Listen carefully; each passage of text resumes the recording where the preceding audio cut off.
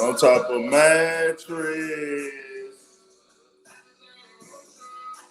Hey man, make sure y'all subscribe to the channel. Urban Politician TV, big in this thing, man. Y'all know what it is. We're gonna get into it tonight. Let this thing warm up a little bit, let people tap in. 303 Greedo, y'all know this is my theme music. We're gonna get to it though. Y'all know how we rock it, man. We're gonna get into what we got, man? We got a lot tonight. Joe Budden new podcast episode. So we'll get into that. We'll get into this Kwame Brown, dog going off on everybody. We're going to get into everything, man, for sure. It's going down tonight. Make sure y'all subscribe to the channel. Urban Politician TV. Hit the like button. Make sure y'all tap into the Studio 56 podcast, man. We with it. Yeah, we with it. OG Breezy, what's good? We back on live. What's good? Subi Gang, what's good? Niggas talking baby mamas, that ain't beef, nigga. We gonna get to it as soon as this verse over. Stay on your pivot for shit show. 100 in this thing, nigga. What's good? What's good? Raymond John. Buster, what's good? G, what's good? J to the RG, what's good, G? Touch the sky, I'm high enough. Chosen one, what's good, man? Marcus Whitfield, what's good, my guy? Y'all know how we rock it, man.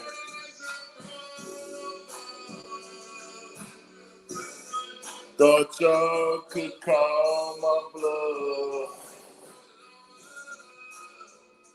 Walking on water.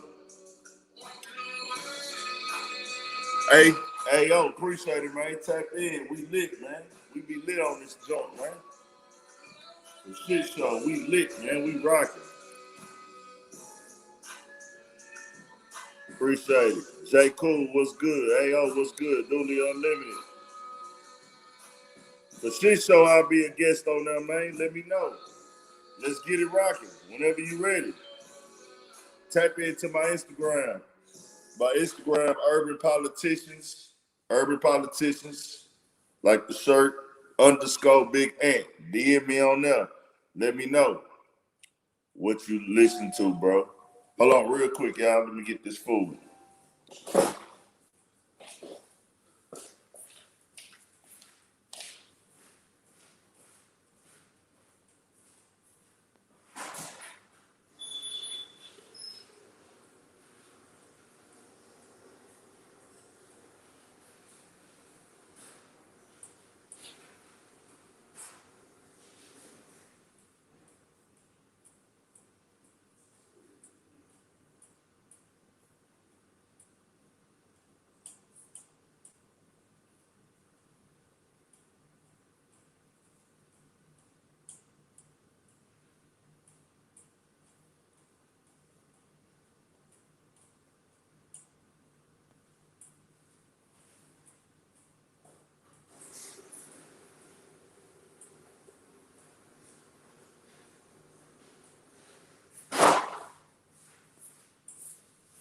We here. Give me just a second, man. Just a second.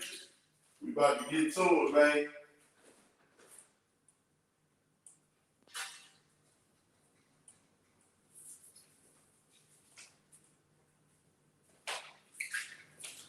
We about to get to it, man. Hold on just a second. Give me 1 second.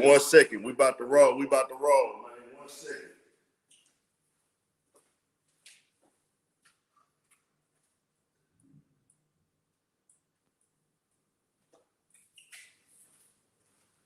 All right, man, we here. Let's get it. Kobe Finney, my guy, the shoe hustle. Homie who want me to come on this podcast, it's just go to the gram and hit me. We can set it up. Urban Politicians _ Big Ant, man. Spencer Marcus, what's good, man? You be tapped in. Shout out to Dallas for shit show. You know we rock them. 03 Greedo Choosy for shit show. Trader Joe. But y'all crazy.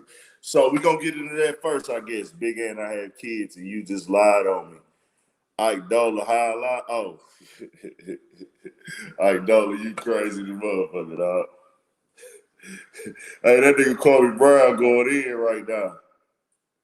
Hustle the guard for shit show.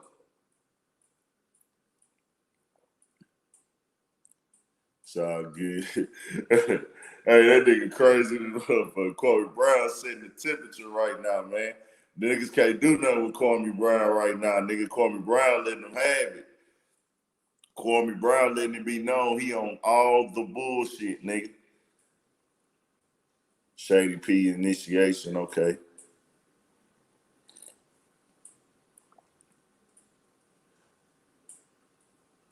Dog say Rory the Snake and Mal been pocket watching. Joe, I can peek the scene. I ain't gonna lie, bro. About what Joe said on today's episode, I ain't gonna lie. That shit made no fucking sense to me, bro. But nah, Kwame Brown is going crazy right now. Kwame Brown got the internet in a frenzy.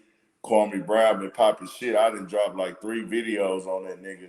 I dropped the video like 3 days ago. And it was just so fucking entertaining, bro. I was like, damn, I'm gonna just drop these hoes on them. Joe know he wrong. Seems that way to me, bro. It seemed like Joe, yeah. Facts. Joe, what he said today on that episode, bro, it was a trip, man. Kwame, that nigga be sprinkling. My mama's cooking. That nigga Kwame Brown be sprinkling. My mama's cooking. Joe clearly lying. He just said that to convince the blind Joe Avengers. Y'all be crazy with that Joe Avengers shit. I feel like, bro, I don't know everything about business. You feel me? I don't know everything about business. I don't know everything about being a lawyer. I can only go off of what I think sound right and what I think, makes sense. And when I hear a nigga say certain shit, bro, you know what I'm saying? Yeah, remind them boys, Playmaker AC here for shit show.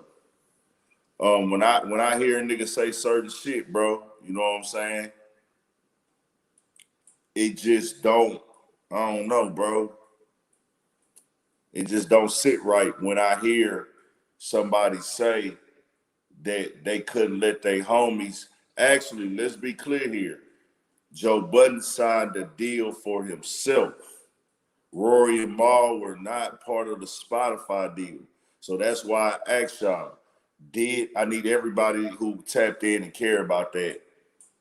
Did Joe Budden do them dirty by signing the Spotify deal by himself and not allowing them to see the paperwork, the contract, or be clear, letting them know he signed the deal by himself?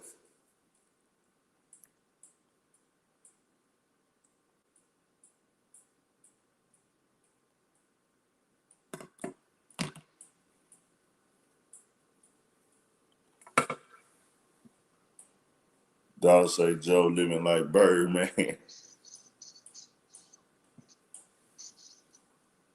What's up, boy, on the live? Oh, what's good?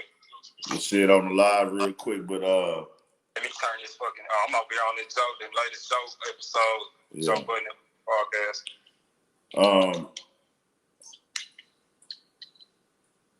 What's the topics on tonight, man? I put the Joe Budden shit, the Kwame Brown shit, and the T.I. and Tiny. You know, I asked that shit. I'm tripping. That's hot as fuck right now. Like the Kwame Brown. Both of them. Yeah. Joe Budden shit kind of seemed like it ain't nothing too much more gonna be going on with it. He said he not gonna speak on this shit no more. I don't know. It's a lot of people, and I'm just gonna put this out there. This is not confirmed. they didn't see the Cash App logo on his video.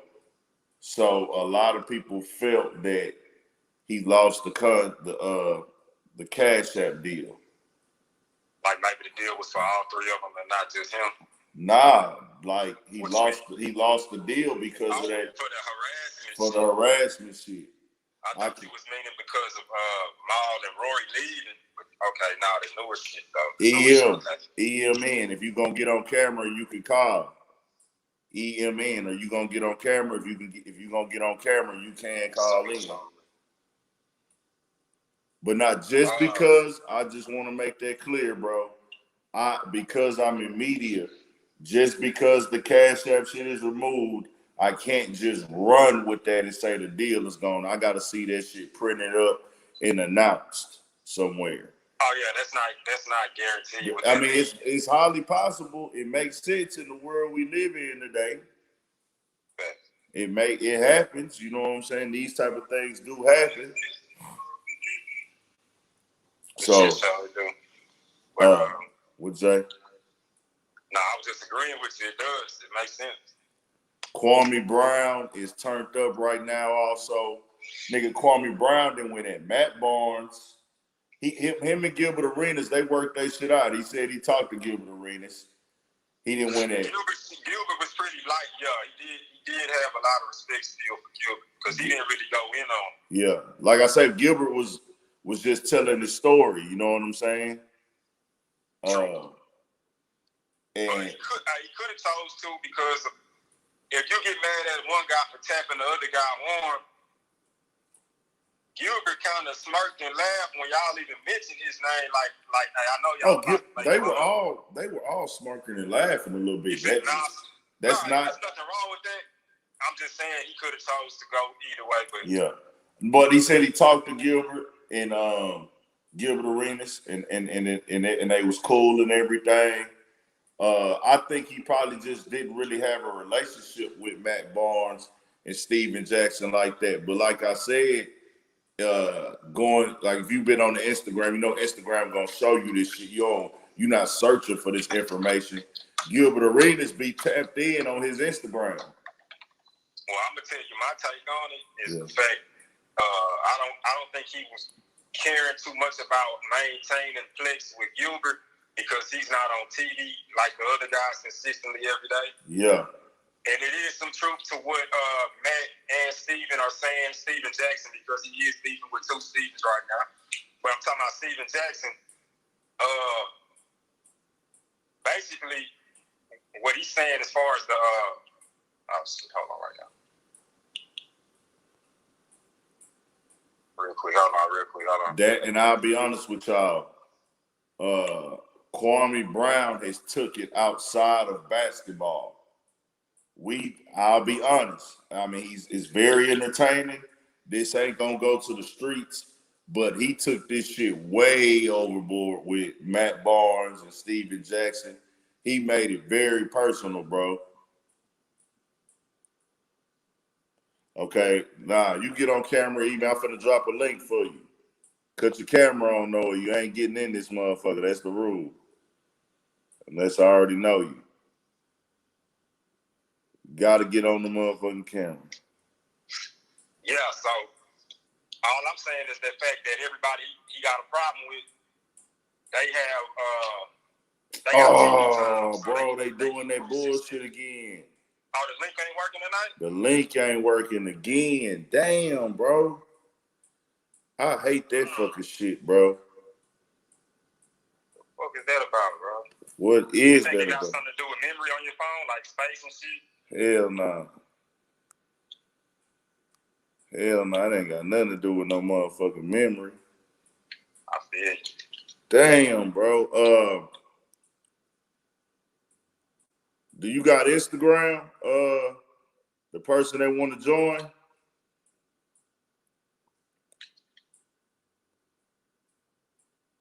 Nah, EMM. Are you a girl? Talking about you fixed your hair? EMM. Are you a girl? Talking about you fixed your hair? EMM. Are you a girl? Talking about you fixed your hair? Yes or no? Okay, EMM. Do you got Instagram? I hope that is saying some shit like that. Oh, hold on real quick.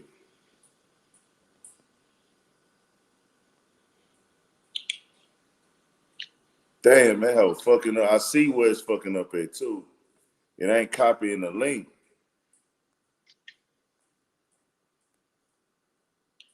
This shit trash, bro. I hate this shit. It's like the second time this shit didn't happen. Nigga, man, we gotta test this shit out before every live now. But it ain't no. Yeah, you got a point. Guess we gotta test this shit out. Okay, EMN. Do you got Instagram? If you got Instagram, I can get you tapped in on there. EMM. If you got Instagram, we can tap in on there through the DM call, where you ain't got to give me your number or nothing like that. We can just do the DM call and they can hear you on here. See, I was gonna give you mine. Let me get my other phone real quick. Hold on. Let me get my other phone. Damn, they're making it hard on the nigga tonight, man. Yeah, that's some bullshit. But nah, Kwame playing this shit right, dog. He is maximizing all the fucking clout he can get out of this shit. Everybody he's beefing with is on TV right now. They get TV time, so it's generating a lot of viralness. You feel me? Whole lot of viralness going on. That nigga YouTube channel, his YouTube subscribers going up by the minute.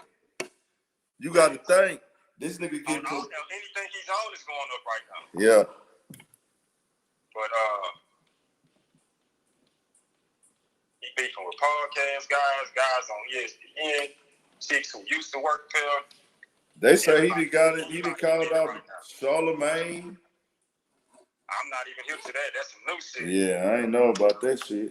But you know, anybody who covers this who doesn't like say exactly what he want to hear, they falling right into his trap. Yeah. And it's like, I don't blame them. Everybody does it in some type of way. Like, bro, get your clout up and then do what you really want to do with that clout. You know what I'm saying? Like, yeah. people do it in different ways. This ain't even a fucked up way, in my opinion. I've seen a lot of fucked up shit. Yeah, we done seen niggas go desperate for clout. That's a fact. We done seen a lot of niggas go desperate for clout. Or smoking tonight? For me? Yeah. Nah.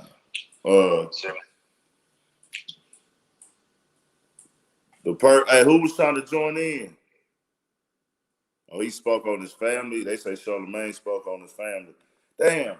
What was your IG again? Or mine is Urban Politicians _ Big Ant, man. I hate that they hating on a nigga tonight, man. That shit trash. We was finna turn up. BP shit done hung up. Hold on real quick. Let me try to see if I can do it one more time. They ain't letting me do it, man.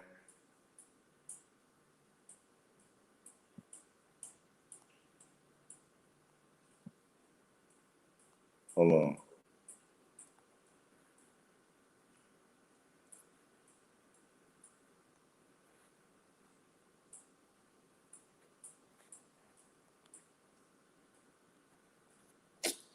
Man, that shit weak as fuck, bro. Yeah, that nigga said y'all wrong for speaking on my mama's son like that. Y'all better quit speaking on his mama's son. That nigga Kwame is not playing with you niggas, man. Then he gonna sprinkle some of his mama's cookie.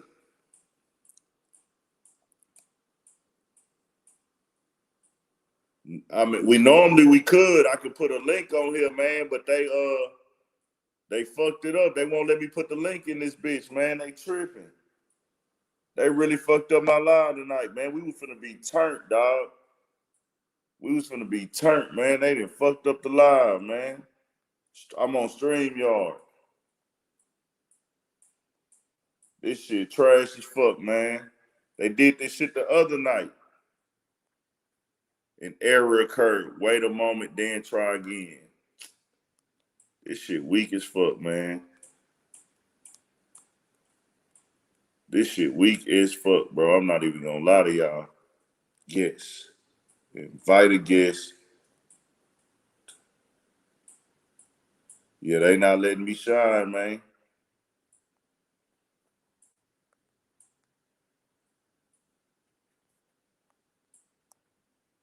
They're not letting me shine, y'all.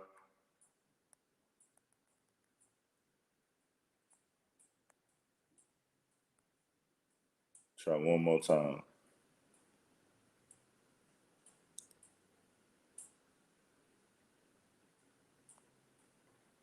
Guess. Invite a guest. Copy.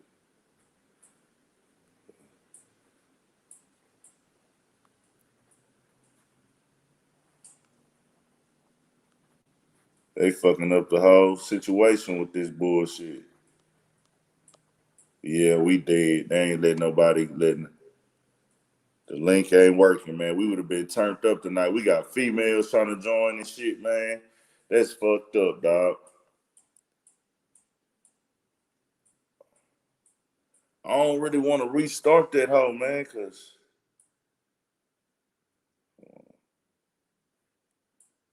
let me see something real quick. Settings. Guess.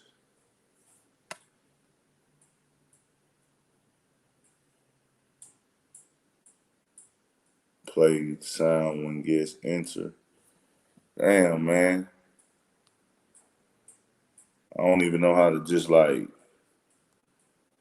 because if I restart this bitch, it's going to be fucked up. Like, all the information and the title and shit ain't going to be in there.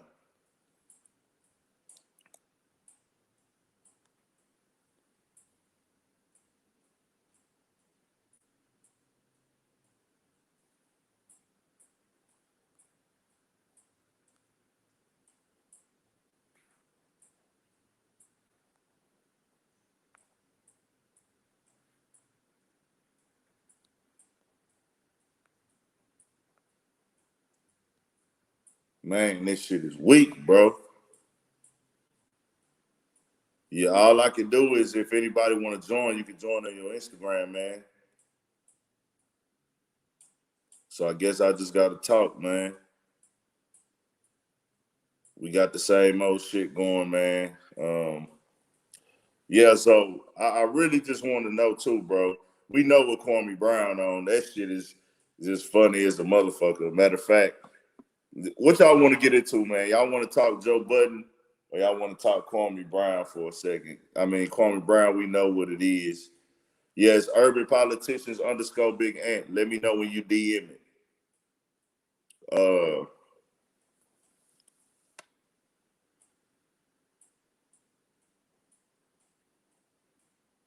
Bet. Nah, so I don't know who all listened to the Joe Budden podcast episode today, man. Who listened to that episode? If you listen to that episode, when that nigga said it was like he was not, I ain't gonna say he was stalling or talk. He kind of was talking in circles, but when he told Ish that them niggas did not have, they were not part of the deal. He said Ish was like, they are not part of the deal.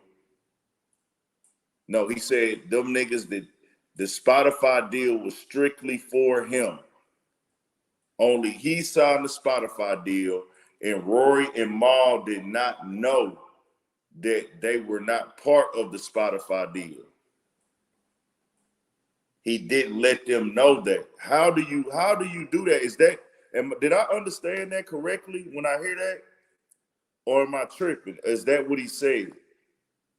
Is that was that what Joe Budden said? Because I couldn't really tell, bro. I'm like, is he really sitting up here saying that?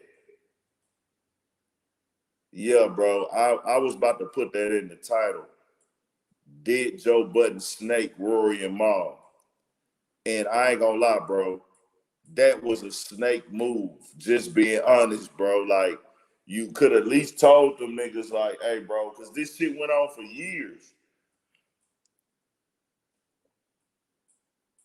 But I'm saying they didn't know that. He could have told them that.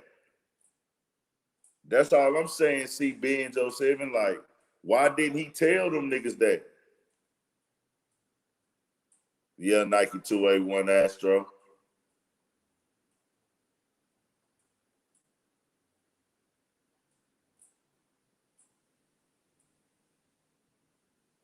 Like, I don't get it, bro. What is he saying? Yeah, you got to tell them. And then let's be clear here.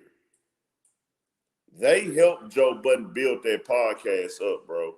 As in, like, we came to the show for free.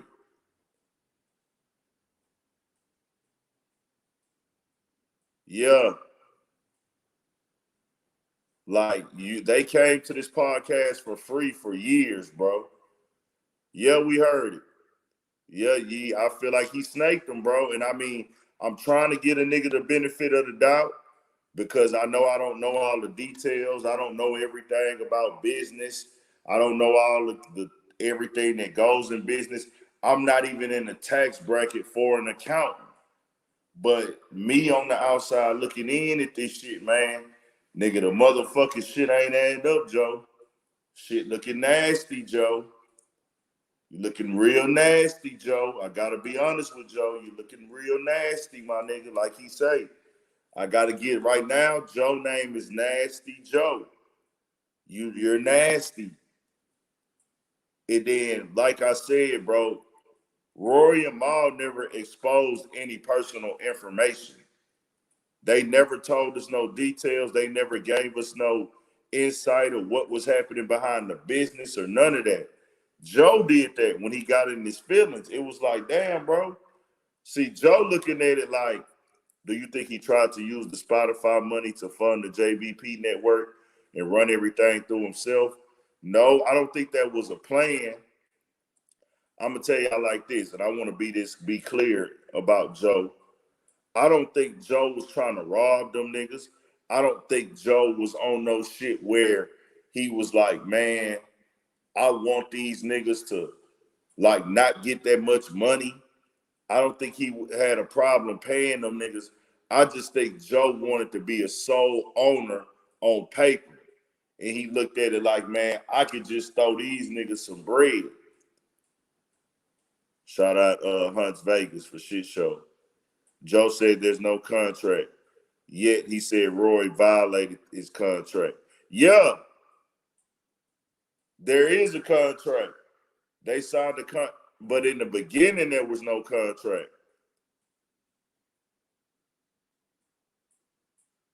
Yeah, she Dolly Jazzy. It's like, bro, you can't move like that. And then I ain't gonna lie, bro, Joe been really presenting a lot to us. Like, and then it's kind of like he being a narcissist with the way he explaining it, because he explaining it like, oh, they don't really know the business. I should have, you know, it's my fault. I should have done a better job of explaining them the business. Nah, nigga, you should have did a better job of keeping it real with them niggas and telling them what's really going on.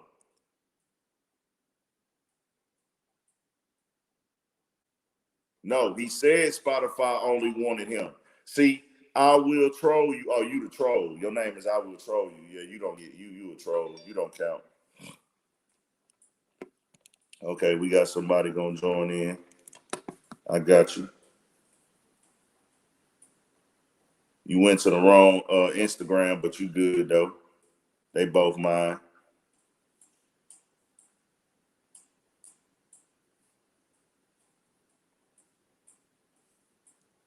I'm calling you now.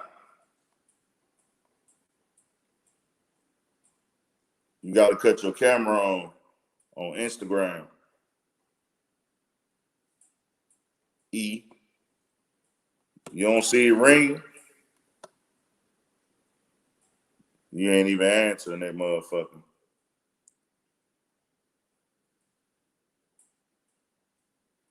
They didn't. They stupid. They didn't, nigga. That's what they said. They didn't sign a contract with Spotify. But Joe didn't tell them that. And when they asked Joe questions, Joe wouldn't answer the questions. What can they do? what can they do? He ain't answer the questions. He ain't put them on game. He ain't telling them niggas what's going on. What can they do? They can't do nothing.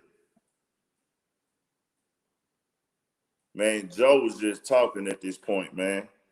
It's very obvious. This nigga is just talking.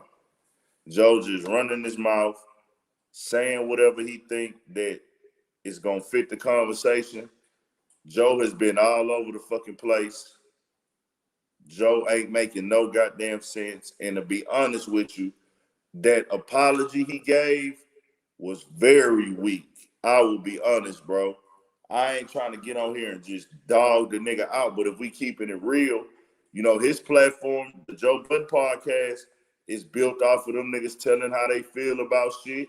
You know what I'm saying? Just because Joe in this high position don't mean he perfect. I'm not perfect. I make mistakes. I fuck up on this platform. I fucked up before. I fucked up on information. And if I do that, hey, that's my bad, and we got to correct that. But, dog, that motherfucking apology was so weak, bro. New York Knicks. Y'all Knicks fans happy than the hoe. Y'all finally got in the playoffs, huh?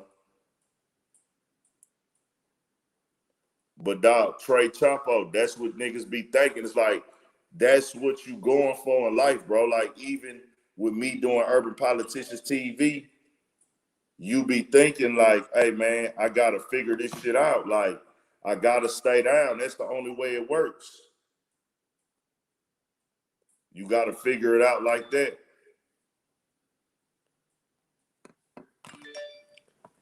You got to figure it out. Because you don't know. You got to risk. That's your lost leader. You got to put that work in. You got to put that work in. You got to grind. You got to hustle. You know what I'm saying? You can't just jump in the game and think it's going to happen in the first year, the second year. So niggas is thinking like, all right, bro, what we going to figure out? You know what I'm saying? Do I think Joe on drugs? I can't say that. That wouldn't be fair for me to say. Like, I can't think, you know. Hold on. I'm finna call you right now. Damn, your shit. Hold on. You should see it ringing. It should be ringing. All right, send the number in. Fuck it. Send it.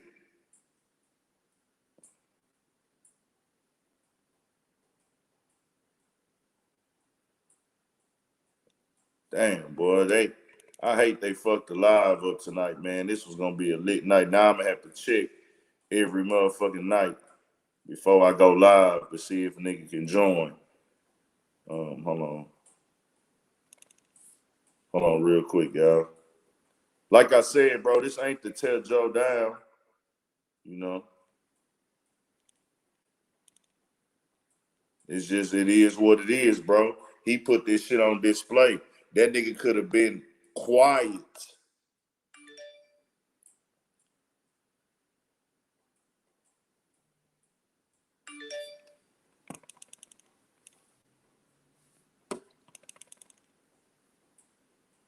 That nigga ain't nothing made Joe talk to us, man. He didn't have to tell us none of these details. That shit was decisions made, bro. You got to make wise decisions in this shit. That's the game. Hello. Hello, what's good, E? Hey, how are you?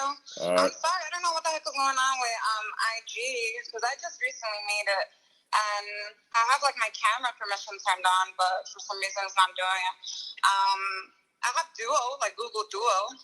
Nah, we good. This cool right here. You can talk like this, or what's up? This a good. Okay. I was saying we can talk. Huh? They can hear you. Oh, okay. Just so you know, I'm like Joe with some girl voice or something, just in case you wanted to see who I was. Nah, you good. You good. Where you from? From New York City. Oh, shout out to New York City. What part? Give me 1 second. Yeah.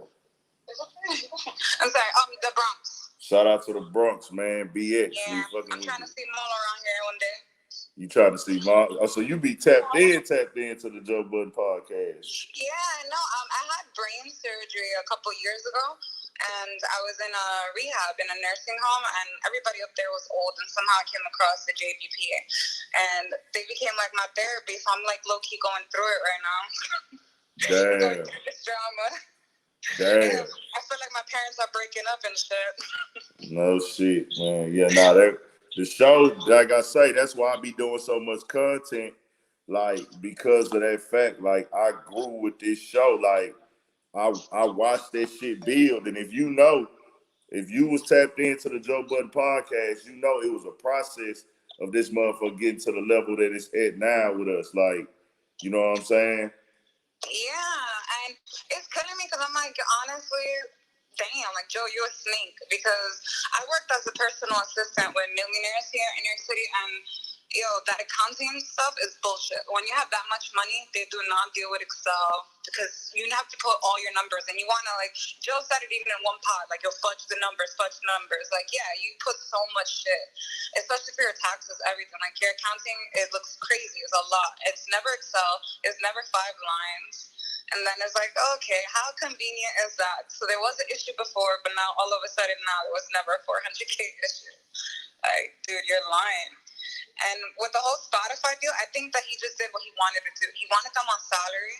So he basically, I think, just gave them a salary. Like, he just knew that that's what he was doing. But he was giving them, like, money, but not the percentage-based deal that they had. It's like he was spending the money how he wanted to spend it. And he looking at it like, oh, I'm giving y'all niggas a lot of money, as opposed to let me explain to y'all what's going on. Because I'm pretty sure they would have been cool with it, but then again, that ain't how you do business. So I'm cracking up because Marcus here talking about saying I'm going to say that Joe harassed me in the Bronx. No bullshit. Nah, chill. But yeah, no, that's not how you do business. And, I feel like now everybody's like, oh, like, fuck Rory Mal because they were being a little meh some episodes. But I'm like, damn, I would be meh too if I'm fucking upset with this dude for a minute. 3 years. You know that you getting robbed. Yeah, Gooch, they fucked over us tonight again, bro. They not letting the links work, man. Yeah, I feel like we've all gone to our jobs where gone to a job and you hate being there or you hate your boss and you're not working to the best of your ability, but you still do it because you have to. Yeah, when you got to pay the bills and shit, you going to go to work and be upset or whatever. Like anything a nigga doing. If this your livelihood, this how you make your money, you be having to suck it up. But to hear that this has been going on for 3 years, Joe Budden, what the fuck? So you telling me these niggas is your friends and you never did let me ask you this. E, did you take, from what Joe said today, he signed the Spotify deal only to Joe, but nobody else knew? That's what I'm saying. That's some snake shit. But is that what you took from the conversation? Yeah, and that's a big snake thing because it's like obviously Rory and Mal did not know that because they obviously would have had the issue with that. And then you saying like, oh, they only wanted me, they didn't want them. That doesn't make sense because they wanted the Joe Budden podcast the way that it was. If Spotify really didn't want them, they would be like, no, we're signing you. Sorry, these dudes can't come in. So for that to be his reasoning, oh no, they only wanted me, that's bullshit. That doesn't make sense. And then you got, but even if they only wanted you have to communicate that with your homeboys. Hey, bro, they only want me in the deal, but hey, we gonna work this shit out. Or a nigga say, hey, my nigga, it's a podcast. My niggas built this with me. It's gotta be a group. I feel like they would understand that. Like, I would think they would understand Spotify or anybody. Like, hey, bro, if this is a group podcast, you didn't do this on your own. We got to sign the other 2 hosts too. That don't even make sense. We just going to sign one nigga on a 3-man podcast. Yeah, and Joe is great, but him by himself, like, it wouldn't be what it is. Like, if Joe was just sitting by himself with a mic, it wouldn't be that. He would kind of look like academics, like when he goes on his rants and shit, just by himself and the camera. Yeah, you will have your viewers, but it won't be what it is right now. No way, by yourself. So... And I want to be clear with everybody. Rory and Mal they've been going through this for 3 years. They never exposed any business problems to the world, maybe behind the scenes with homies and shit like that, but they never came to the world and said these things, right? Only two niggas. They get exposed a lot still. Like, Mo especially knows so much dirt on Joe that, you know, for him to be talking about his detergent and all this bullshit, like, if Mo really gets pissed, I'm sure he could go in talking a lot. My main thing, though, let's be clear here. We didn't have to know any of this business.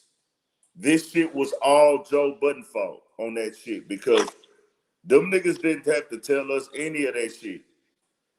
Rory and Mal had to give out information to defend themselves. You feel me? Joe went on rants and exposed information for no reason, really, just to make them look bad in the public eye. We see that now.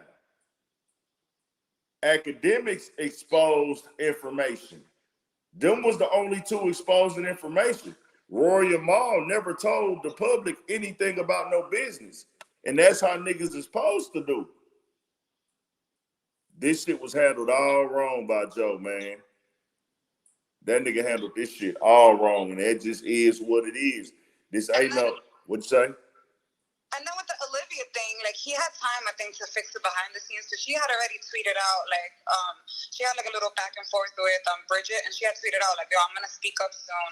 Before the whole Rory and Mal issue, she said, I'm going to speak up soon about why I left. So she's already saying that, you know what she's probably going to talk about, because if that's why she quit, she tweeted this out.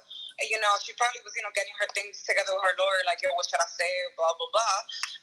So you should have, like, handled that behind the scenes, but it sounds to me like he probably didn't give a shit. Like, he was like, man. Oh, like, Joe Budden clearly didn't give a shit. Clearly.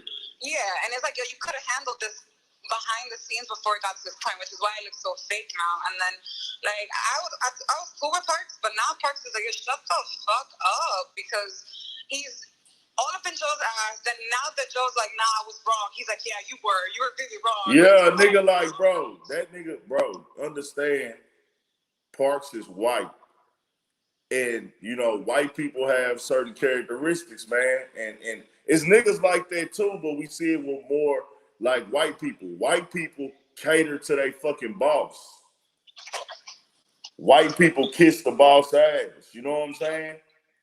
Like, if you've ever had a job before, you just know, like, white people, they fall in line with the boss. That's just how they do.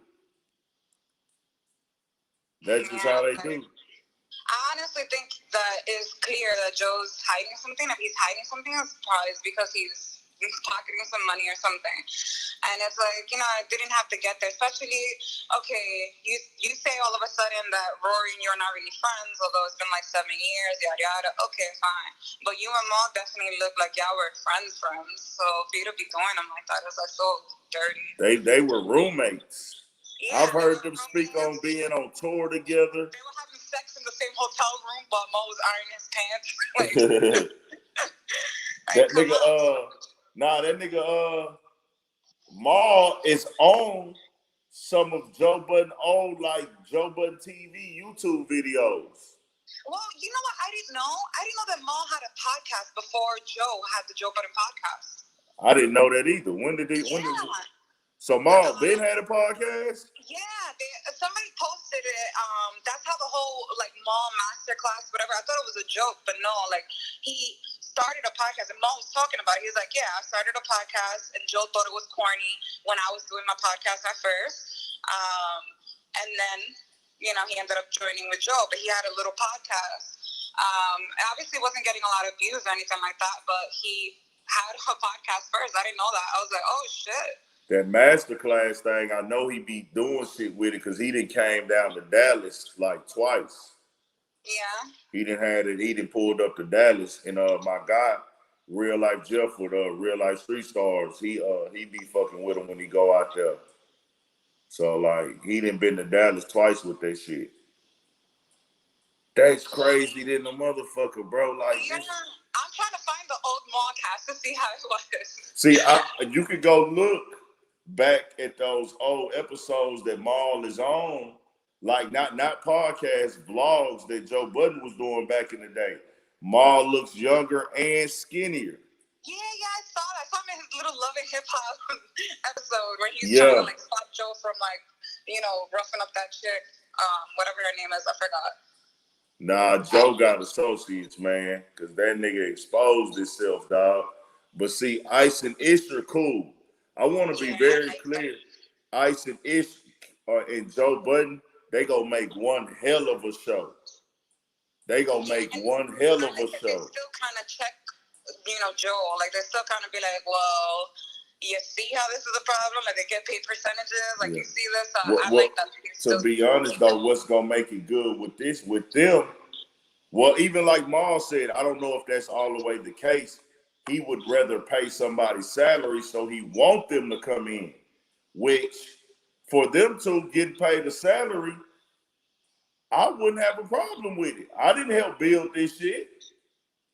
Like, I didn't help build this podcast. I didn't do it for free for years. This is already a well-oiled machine. All I got to do is show up to work, and I'm finna get some money. I will troll you.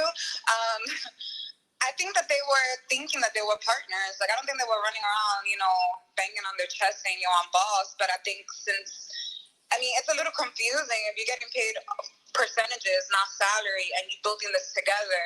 And the illusion that was being given to the public for years was, we're together, this is us, this is our thing, we're doing this for friends, yada yada. Try to be empathetic on that side. Like, you can see how they can think that, hey, we're doing this together, we're partners. Yeah. Well, Marissa, they said Mal and Rory are still cool with Marissa. To be very clear, Marissa actually, her and Joe probably wasn't friends or cool, but they were cordial. They all took a picture before the pool party together. Might have been at Joe pool. Yeah, that one dude be with the trolling in his name. He be trolling. That's what he do. Oh, and then Marissa, she tweeted the other day to Ebro that she never got paid for the 77 episodes she did. And although she was whack, in my opinion, to be honest, like, damn, you should pay her now. Now that you have a lot of money, like, you could pay her a couple racks. Like, give her some, at least 10K, 5K, whatever. You want to give her 5K? Give her something. But she did 77 episodes and she hasn't gotten $1. And they're still on Spotify. Because that's what she's like, they're still on Spotify, those episodes. They're being played. And I never got paid anything for it. Yeah. Joe ain't thinking like that. Because his thing is going to be like they wasn't making money at that time. Yeah. But I do want to be clear here, though, Joe. Well, those episodes with her were not on YouTube. They make money off those YouTube episodes. Yeah, they do. I could guarantee Joe Budden is making over $10,000 a month, which, when you got all these expenses and everything like that, it don't really just equate to a whole lot when you got so many expenses, because you got to put, when you get to a certain level, you got to put so much money back into your podcast. You have to upgrade your cameras. You have to upgrade your editing, and that shit does cost. You know what I'm saying? You got to upgrade. Premiere beat. Yeah. All that shit be costing, man. It costs a lot when you get to a certain level to keep the production up and all that. Joe is saving a lot of money, though, because of the simple fact, let's be clear, it's not expensive it's expensive, but it ain't expensive as a lot of motherfucking shit in the entertainment business is. Because for one, they're using Park's crib. Yeah. That's so you don't have to pay for a high quality studio. Parks is an engineer, so you don't have to pay for an engineer. You know what I'm saying? Parks is an engineer, so you already cutting costs. You paying him because he's a part of the crew now. You see what I'm saying? As opposed to a nigga being a crew member, but then I still got to go out and pay an outside engineer. You see what I'm saying? You saving money with Parks, and then you're getting the only discount. Yeah, not even discount. It's just saving money in general because make him a part of the crew. So now the engineering is his part of the team now, as opposed to like, oh, you part of the crew, G, but we still go get a whole nother engineer to engineer this hole and I gotta pay him. Or, hey, you part of the crew, we use your basement. Oh, I still don't have to go pay for a studio. You know what I'm saying? Like, he's saving a lot of fucking money, just being honest. So, do you think that that Mal and Rory are gonna come out with a podcast? Because I saw Mal posted up a pic of like somebody who's made a fan art that said like Neo, Rory, and Mal. Yeah. And I was like, nah, they're not. Them with Wayno will be dope. It's tempting because they seen the success of that episode they did. But like I said, I had been telling niggas, bro, Rory and Mal can make a YouTube video right now when all this shit was going on and it's gonna go viral. It was gonna go viral regardless, but I guess they was just waiting it out and they had to get, Joe forced them in a corner, to be honest. But when I saw that cover art, it's a couple people who ran with it and said they're going to start their own podcast. I never thought that they was going to start their own podcast. I feel like they should, because Joe right now publicly said, I won't sue them. So I would take that as my, y'all all saw that shit, right? Publicly, he said he won't sue us, and then do it. Because even if it's just them, because I think it'll be dope if they had like Wayno and it'll be like them three or something. But if it was them two and they do guests, like, Mal with his sports people and his rap dudes, Rory also has industry ties with like artists and stuff. Like, I think it would be pretty interesting, especially if their energy is good, because they're not. Because Mal was saying that his energy died and he would be quiet and stuff once he started having these issues with Joe. Which I'm like, okay, because in the beginning Mal was kind of, he was lit, he was cool. Yeah, he was a little bit more talkative in the very beginning. You know what I'm saying? The thing is, this podcast they had was so lit. If Mal had that type of energy every episode, but see, Mal was backed in the corner. Joe put his back against the wall. So he had to just come out and be a whole different person than we used to seeing. Yeah. But Joe was saying that that's who he is, that, he likes the brooms and all this stuff. And I think, like, I'm not, them two by themselves alone, I don't know, unless, they're doing, like, the thing is where they're bringing, guests, which that I can see, like, bringing, guests like Drake Champs and all these people do that stuff. With guests, I can see that. But if they get, like, a third person to get that chemistry, like, extra, cool, I think it'll be dope. I think, though, too, with them, they could, because Joe Budden don't want guests. Yeah, he don't want guests Joe. like that.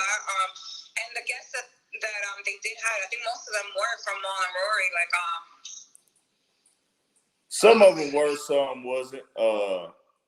Some were, some wasn't. Vince Staples, Rory brought him. He's hilarious. Vince is so funny.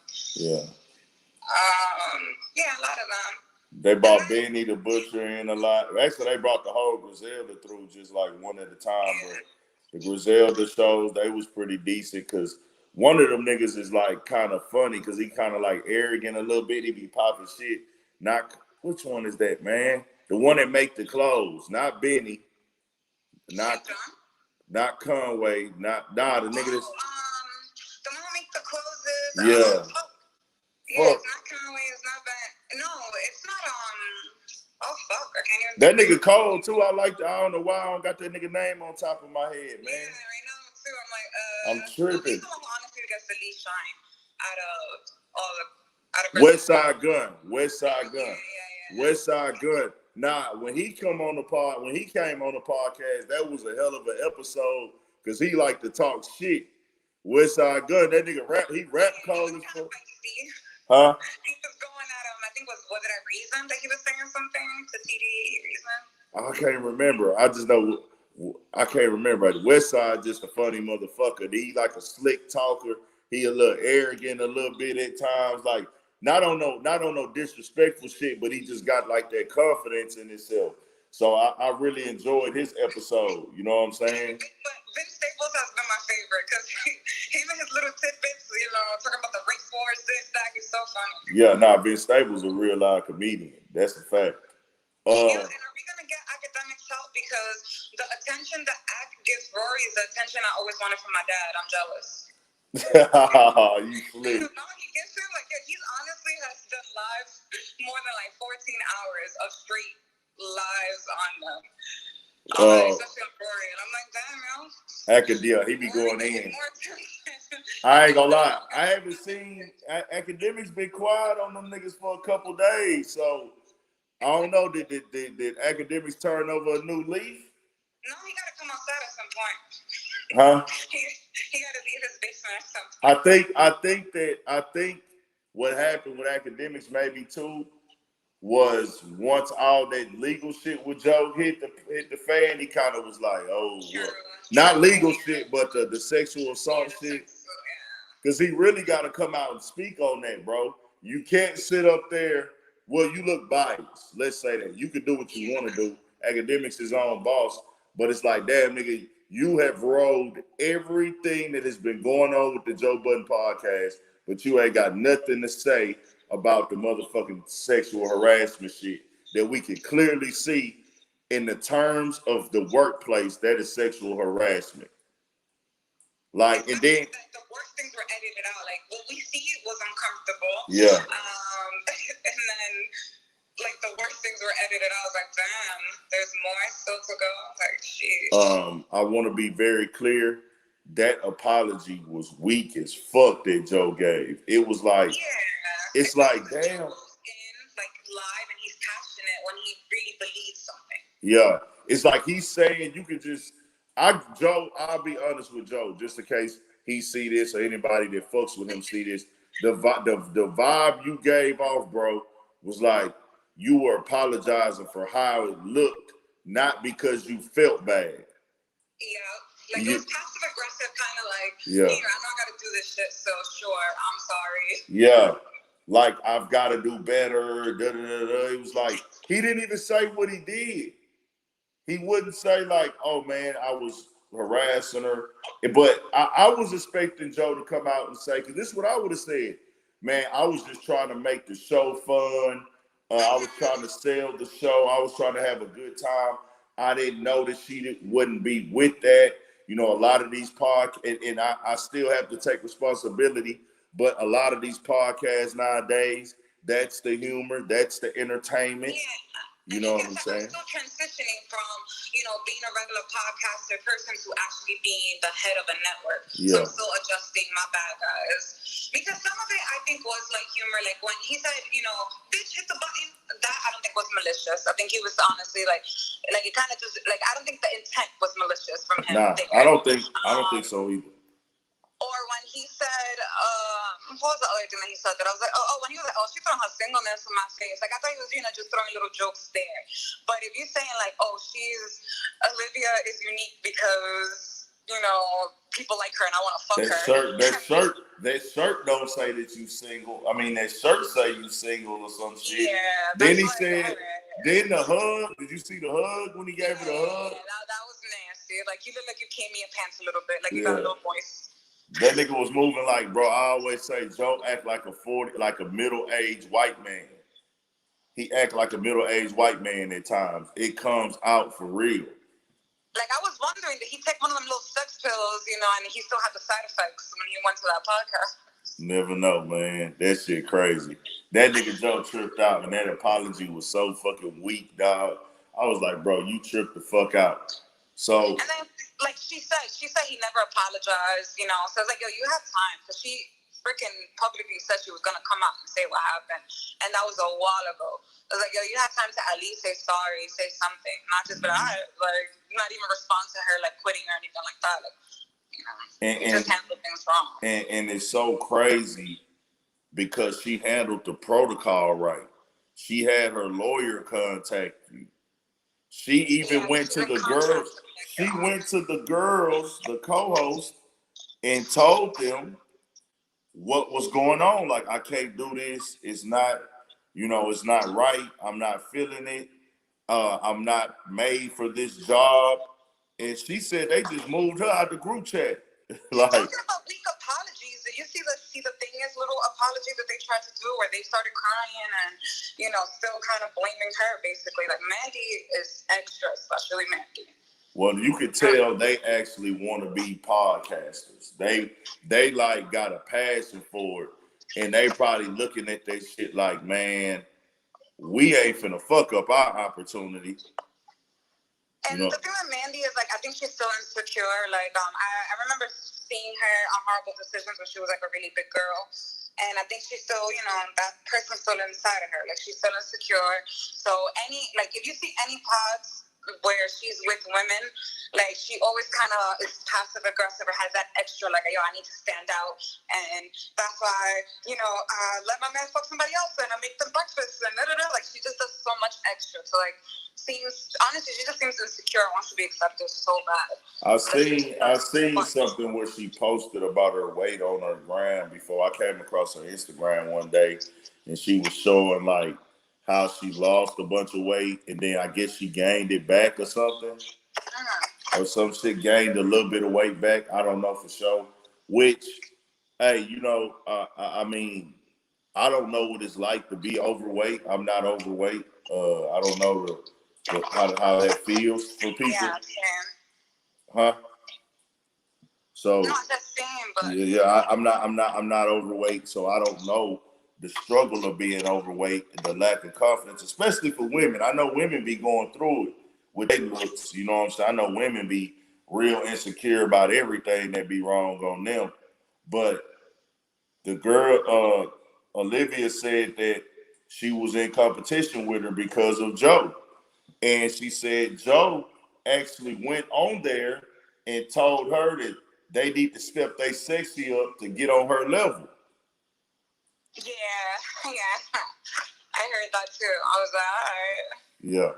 Now, that also, that episode, Mandy, when he said that, she was like, oh, I'll bag every dude, you know, with my sneakers, with this or that. Like, she gets really offended and she has to prove, like, nah, dudes want me. And I think, you know, she just wants everybody to know that dudes want her. She did say that. So I feel bad for her, you know, like, I can see she's a girl, but at the same time, it's like, all right, it's too much because you're being real shady to, like, any girl. Like, even, like, Weezy, who's, like, her co-host for Horrible Decisions, she's been, like, real nasty, too, when it comes to certain things. Like, you know, she just is like a snake. Like, as a woman, I wouldn't trust her. Because she looks like she'll do anything to be the favorite, be on top, be all that. And it's all stems from, like, insecurity. When she did say she bagged the guys, when you say that, and what women do need to understand, bro, niggas will fuck anything, bro. Like, it don't matter. Like, I didn't hit some shit in my day that. And she has a fat ass. You know, yeah, I mean, shit, I would hit her like on some late night shit. I mean, I probably wouldn't go put in a whole lot of work to hit her, but if she threw me the pussy at me, yeah, nigga, on a late night or maybe on the right time of day, hell yeah, I'm a fuck. I think especially now she has a good body. Like, her face is, you know, like, okay.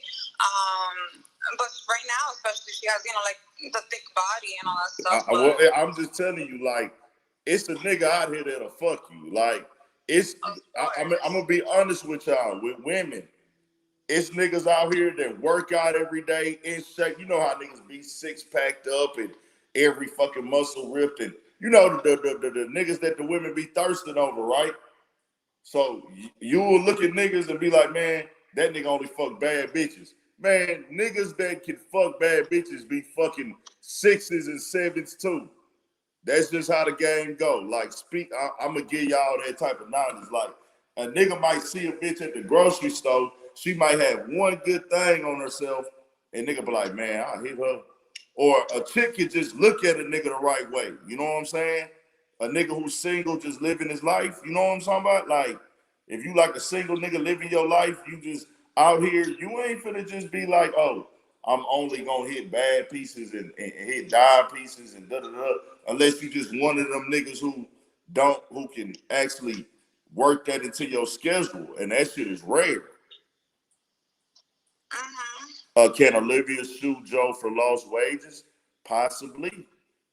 Yeah, no, definitely. Which is why I think, you know, she took her time to come out and speak, so she knows, like, what to say, how to say it, to say everything perfectly. That's why she, like, came with the timestamp, said all this stuff, and then everybody admitted it. Because then the women there, parts, everyone saying, yeah, we were all uncomfortable. It was, like, really uncomfortable. And then, like, everybody kind of made it solidified what she was saying. And if she has a case, made it so strong. Like, her case is clearly good. Joe can cut her a check and settle out of court. And everybody's saying, yeah, Joe was fucking Joe, technically apologized. So seems like she's covered all around. And Joe, and he did it. And he said the only thing was like, bro, he said, it was a nasty joke. And I was like, joke, nigga. It was more than a joke, nigga. Like, you was doing way more than just a joke. If you just told one joke, like, that was some narcissistic shit, bro, that he said, like, it was a joke that I shouldn't have said. Like, bro, a joke. Niggas, did you not see that video where she gave, like, 5 or 6 timestamps, nigga? Yeah. You talking about a joke, like, and then you the nigga that, see, Joe is such a fucking asshole, and I still fuck with him, though, on the podcast side. I'm not gonna sit up, but I just know his personality where he's the type of nigga, you remember when he got into it with Tax Stone? Did you see that, when he got into it with Tax Stone? No. Okay, him and Tax Stone, he went on, actually, Rory was there, too. It was him, it was Joe, Rory, Cynthia Santiago, and Tax Stone. They was all on the Tax Stone podcast. And Joe decided to like sit up there and play with Tax Stone because Tax Stone was asking him about like Esther Baxter, and he was kind of asking him some like of his embarrassing moments. So Joe, he got in his feelings, and he started saying shit like, oh, see the thing between, he started like answering the questions slickly and then not answering the questions. Like the nigga said, like Tax Stone asked him, well, old girl said that you was sitting on her and you did all this shit to her. And then Joe was like, nah, I did not. So Joe was like, nah, I didn't do that. So that nigga Tax Stone said, so she lying on you then. And he said, well, I don't know, bro. You got to ask her. And he was like, what I'm going to ask her for? You right here. Is she lying or not? He was like, I don't know. You can't ask me to speak for her. Is she lying or not? Because she says that I don't know. And he was like, well, bro, if you say you didn't do it, that means that she lying on you. He was like, well, nah, if you want to ask her that. Because she could be processing something else in her head. And I was like, what the fuck? And then they went to like, he kept doing little shit like that. So Tax Stone was like, well, my nigga, you, like, what you doing, my nigga? Is you fucking dumb? Like, is you fucking stupid? He started getting pissed off. Tax Stone he got a bad temper, so he got pissed off. And then that nigga was like, man, Joe was like, you know what? I see that me and you process words differently. You know what I'm saying? And that nigga was like, bro, I'm not one of them goddamn little, I think when the nigga left out, I don't know if he said it while he was in there or whatever. He was like, yeah, nigga, I'm not one of them motherfucking like foreign chicks you be talking to, my nigga. Like, you know what I'm saying? On that manipulation type shit. Oh, yes. I remember when you were saying, like, I'm not one of these. Yeah, he said, I'm not one of these. Talking to, basically. Yes, I'm not one of these goddamn Dominicans or Cuban chicks you be dealing with. Like, that shit was crazy, dog. Like, he went in. But that reminded me right there how Joe knew that the proper word was jokes. But he chose to say joke. And it's like, you will put the words out. Just like he told Mom, I don't owe my friends respect. Yeah, that was wild. Like, nigga, who are you talking to, bro? Like that right there would make me like, bro, is you serious, my nigga?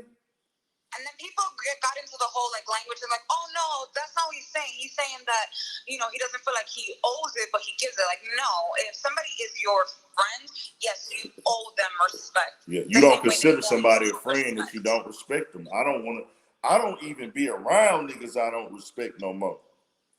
I'm over that. Like, if I don't really have respect for you or something you be doing, not saying that I judge everybody because everybody live different. Certain people do things that I wouldn't do in my life or my household, and vice versa for me. But you can still be my dog. You can still be my friend. The only way I can't be friends with somebody is they are completely living a lifestyle and got a personality that, hey, bro, you have lack of respect on certain shit that matters to me. Like your moral compass as a friend ain't where mine at. And Joe was steady showing that because, bro, I would never sign a contract and have my niggas in the dark about it when they helped me build this shit. Exactly. And it was like, bro, when they signed the deal, that nigga Joe could have went to them niggas like, well, hey, bro, we finna sign this deal. They gonna give me the bigger bag. Rory Mal would have been willing to accept that. I never felt like, and they said it themselves that they know that Joe gets a bigger percentage. Like, we know that, you know what I'm saying? But it's like, I'm not gonna go out here and make my nigga, have my niggas in the dark and take the whole deal for myself. Nah, hey, look, we gotta work this out, bro. Rory Mal, they finna give me this amount of money, and they'll give me, even if they was like, bro, they'll give me more money by myself, right? I would still say, well, look, bro, they gonna give me this much more money by myself, but I'm finna operate it and organize it so y'all can get this percentage. And this is it. So like, you want to look out for somebody, especially because it's making your podcast better. You can do it if you want to, but at the same time, it's easier not to. If I think that maybe Joe has been broke for a while and then finally started seeing all this money coming in, ego starts getting inflated, and you start thinking like, yo, like, I don't really need, like, you know, or like, I think he felt like, yo, he's doing Mal and Rory a favor. You know, instead of like, yo, we doing this together, I think he started feeling like, nah, I'm the star. I'm Joe Budden. You know, it's my podcast. That's what the name is, the Joe Budden Podcast. I'm doing y'all a favor. So, you know, y'all lucky to be here. And he started really, like, I think, not thinking about the friendship and just looking at them, because that's why he uses the word entitled for things all the time. Like, when even with the respecting, he's like, oh, that sounds like entitlement to me. Everything that they said to him, he kept using the word, oh, it sounds like entitlement. So that's what I'm saying. Like, I think the way he views it is like, yo, y'all not worthy of this. You know, I think you're entitled to this. Where normally, if that's really your friends and all this stuff, it's like, no, you are entitled to these things. Or transparency. I'm not even talking about how much you're entitled money-wise, this now, but transparency, I think you're entitled, especially because Joe is that person who's been preaching for so long about creators, about this, about, you know, people robbing creators, about the shadiness, about the business, all the shit that he talks about. And then that's why I think he started talking and aligning himself with Diddy all the time. Not just because he was working with him, but because I think that what I've noticed, especially when I was working with really rich people, is that people start changing when their tax bracket changes. As much as people say no, like, yeah, a lot of people, when their tax bracket changes, that's when their interests change, all these things, because, you know, you're worrying about your pocket. Yeah. You see people start voting just for, like, oh, yo, who's going to give me these tax breaks? Like, you know. Joe brought up taxes on one of these episodes. He brought up his taxes. Well, man, the taxes is this and this and that, and da-da-da. And it's like, yeah, Joe, but at the end of the day, what the fuck does that have to do with keeping them in the motherfucking clear and in the know of what's going on with the business? Because at the end of the day, Ma made a great point.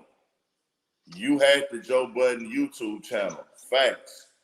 But it started building once we started the podcast. We played a role in that building up. Joe, you were not selling out shows as a rapper. When we came on as a podcast, and let's be very clear, Joe, if you could have done the podcast by yourself, you would have done that. And that's just an acknowledgement in itself. Like, doing your own show, you only gonna go so far if that's all you're doing. Because Joe Budden is not a blogger. He's not an Instagram blogger. He's not covering the news. Like, he's talking about the news on the podcast, but you're not pumping out a bunch of YouTube videos and content like that to be like you are a YouTuber, you are a media personality, but you're not like, oh, I'm finna get out here and go do a bunch of interviews with artists. I'm finna run an Instagram page. Nah. So you wouldn't be able to run a podcast by yourself. You know what I'm saying? You need somebody to talk to. Like, that would not be really successful. Just like him by himself would not. If he could, he would, honestly, because I think he's like, yo, I will get, more money. I think he would if he could. Yeah. But yeah, that really wouldn't be successful. Like, I'm wondering what he's gonna do though right now. Like, a part of me is wondering, like, is he gonna really try to keep this podcast, the one that he has right now with Ish Nice, exclusively on Patreon, and then start maybe, because I think he's honestly gonna launch something with Act. He gonna have it, but does Act gonna want to do it at this point? I think Act will still do it. I think Act will wait a little bit because I think they're obviously not gonna come with it tomorrow. I think maybe they'll wait a month or something and try to get back to, especially now, I think Joe's going to think like, yo, what can I do to start getting people having to tune in to watch, aside from this drama that happened, and get distracted by whatever I'm creating now. And I think that would be like a smart move because Ack has his chat people who are 100% just on his side no matter what. And Joe has his core Joe Avengers, where I say, because I still like Joe, but when I mean Joe Avengers, is like, yo, no matter what he does, they're like, nah, because, and they always find Joe to be right. So I think that automatically he has that. And then he'll have people tuning in. Like, I'll tune in just to see, like, yo, what's going on over here right now? Although it doesn't feel right now supporting him because of what's going on. I'm not gonna lie, I'm supportive. I still want to see all these niggas win. Joe, I want to see everybody win, but right Rory, now it doesn't feel right. But I will be honest, with Rory and Mom, make sure that everybody's okay. Yeah. Right now it doesn't feel right. Like not the Olivia thing, like that. I feel bad for her, yes, of course, but just what he's done with like Rory Mal just feels bad. Yeah, I feel like he needs to really humble himself and be okay. But I'll definitely tune in again. I'm not paying Patreon right now. I had a membership and I canceled it when the first time that they had left. I had canceled it and then I haven't re-signed up for it. So I'm like, you gotta feed the streets something. You're gonna just exclusively stay over there, like. How much is that Patreon? I had the $25 membership, but they have the 5, the 10, and the 25. But what they do, what Joe's doing is they do one pod, because you can tell by the same clothes, everything, do one pod, and they break it up like into 3, episodes, 45-minute episodes or something, and then they'll post that. So it's really like you're getting one pod, broken up. I thought they was putting some shit that's not on the YouTube channel on the Patreon. No, they are. Okay. But what I mean is, it's like they're recording an additional. Well, I haven't been there in over a month or since Ish and Ice been there. So, no, actually, I was there for when Ish and Ice first came on.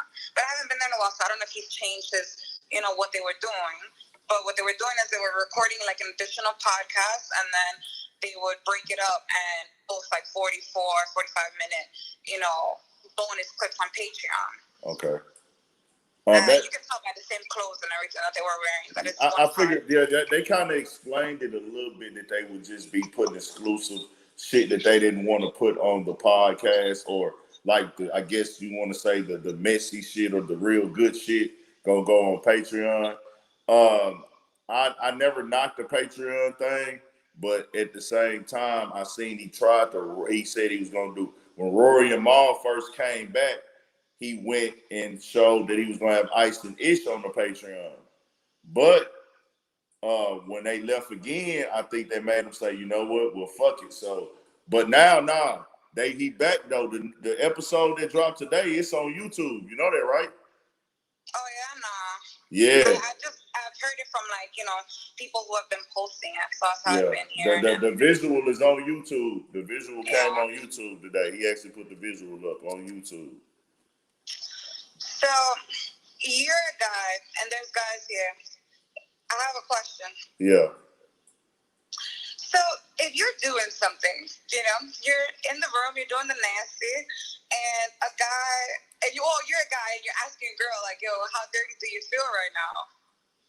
You actually, hold on. You said what? Okay, let me paint the scene.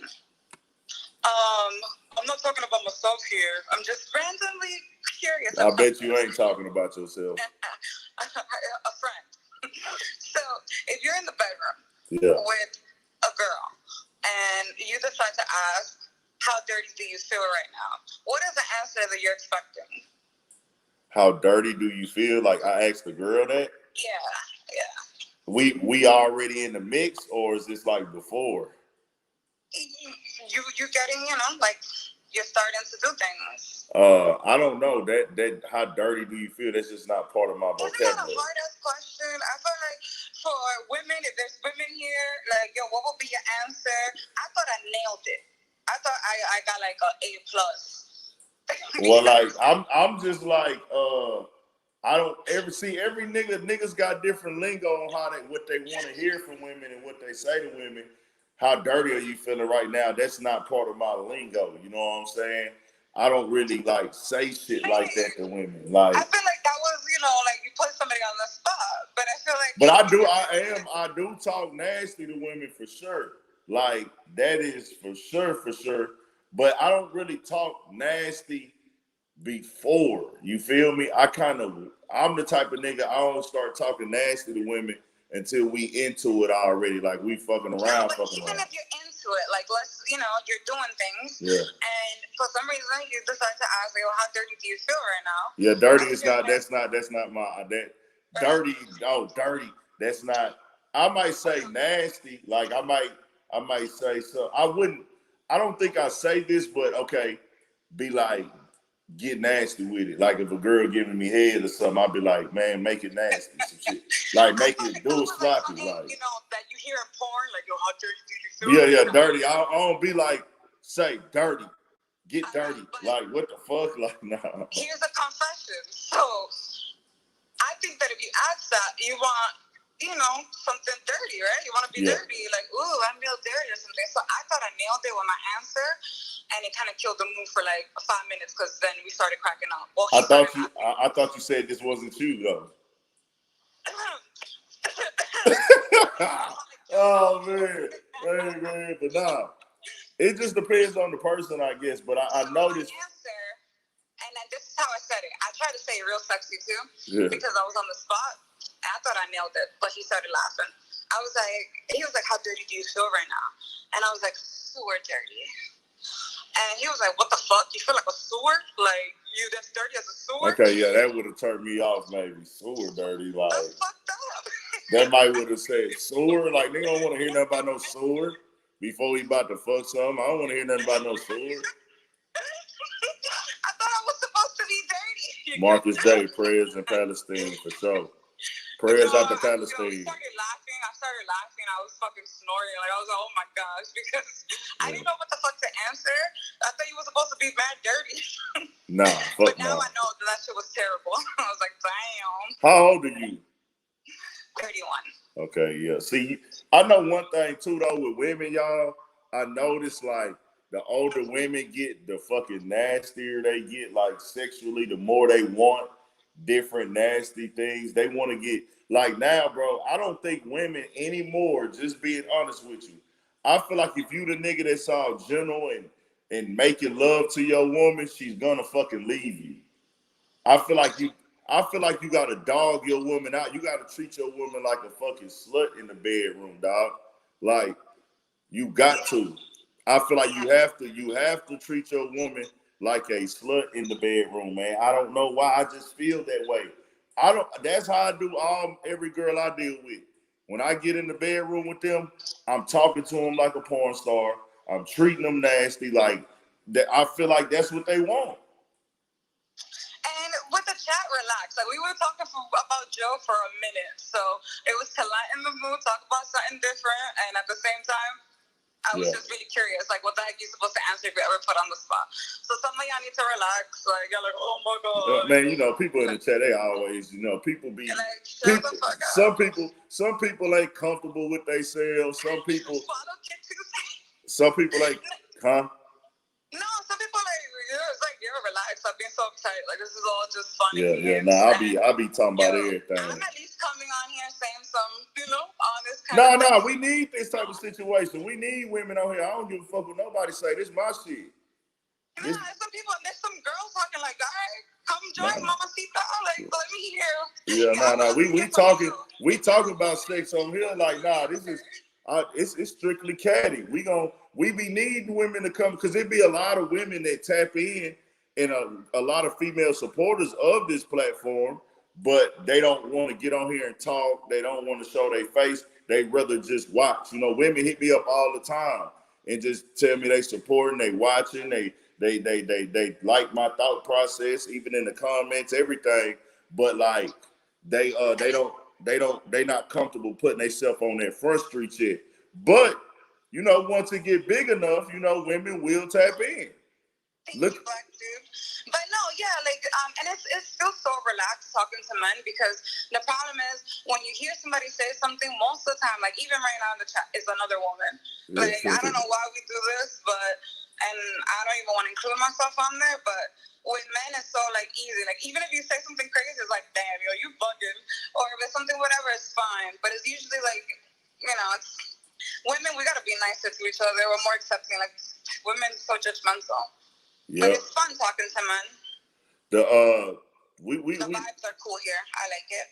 Yeah, nah, we lit. Is this your first time on here? Yeah.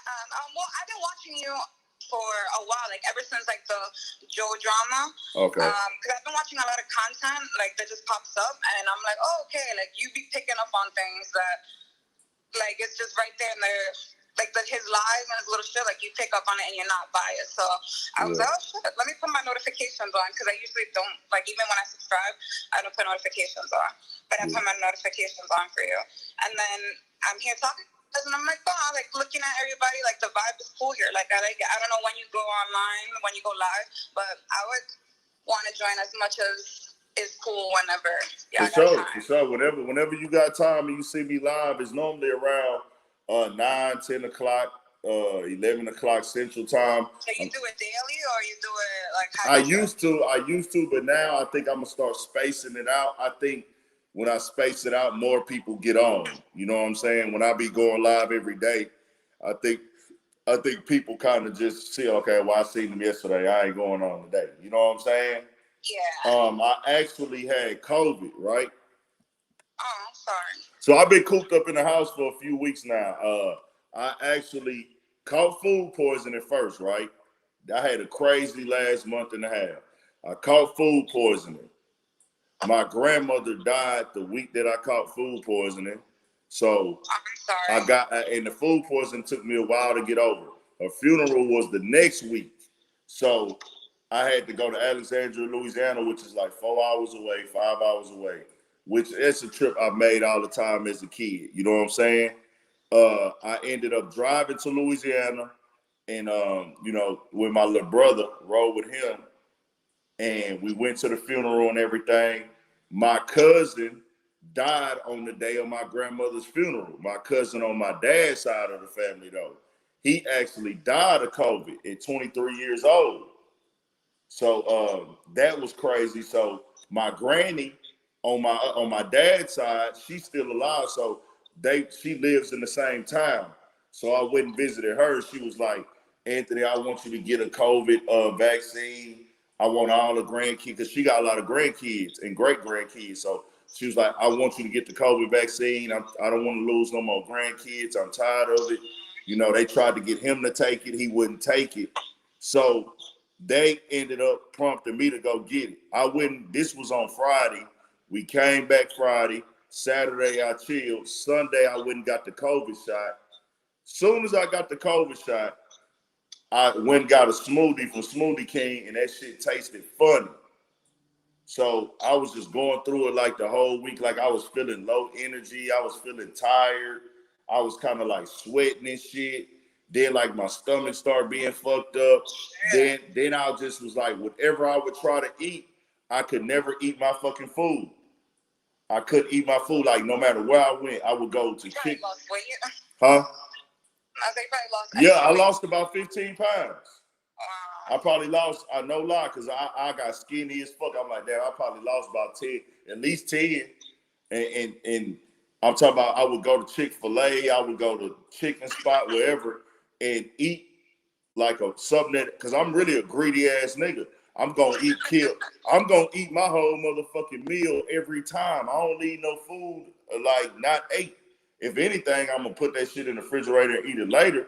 I'm eating 2 bites and then I'm throwing it in the trash. Like I can't even eat my food for some reason. I'm like, damn, I can't taste it, none of that shit. So I went through it, and then later that week, I said, man, I'm gonna go take a COVID test.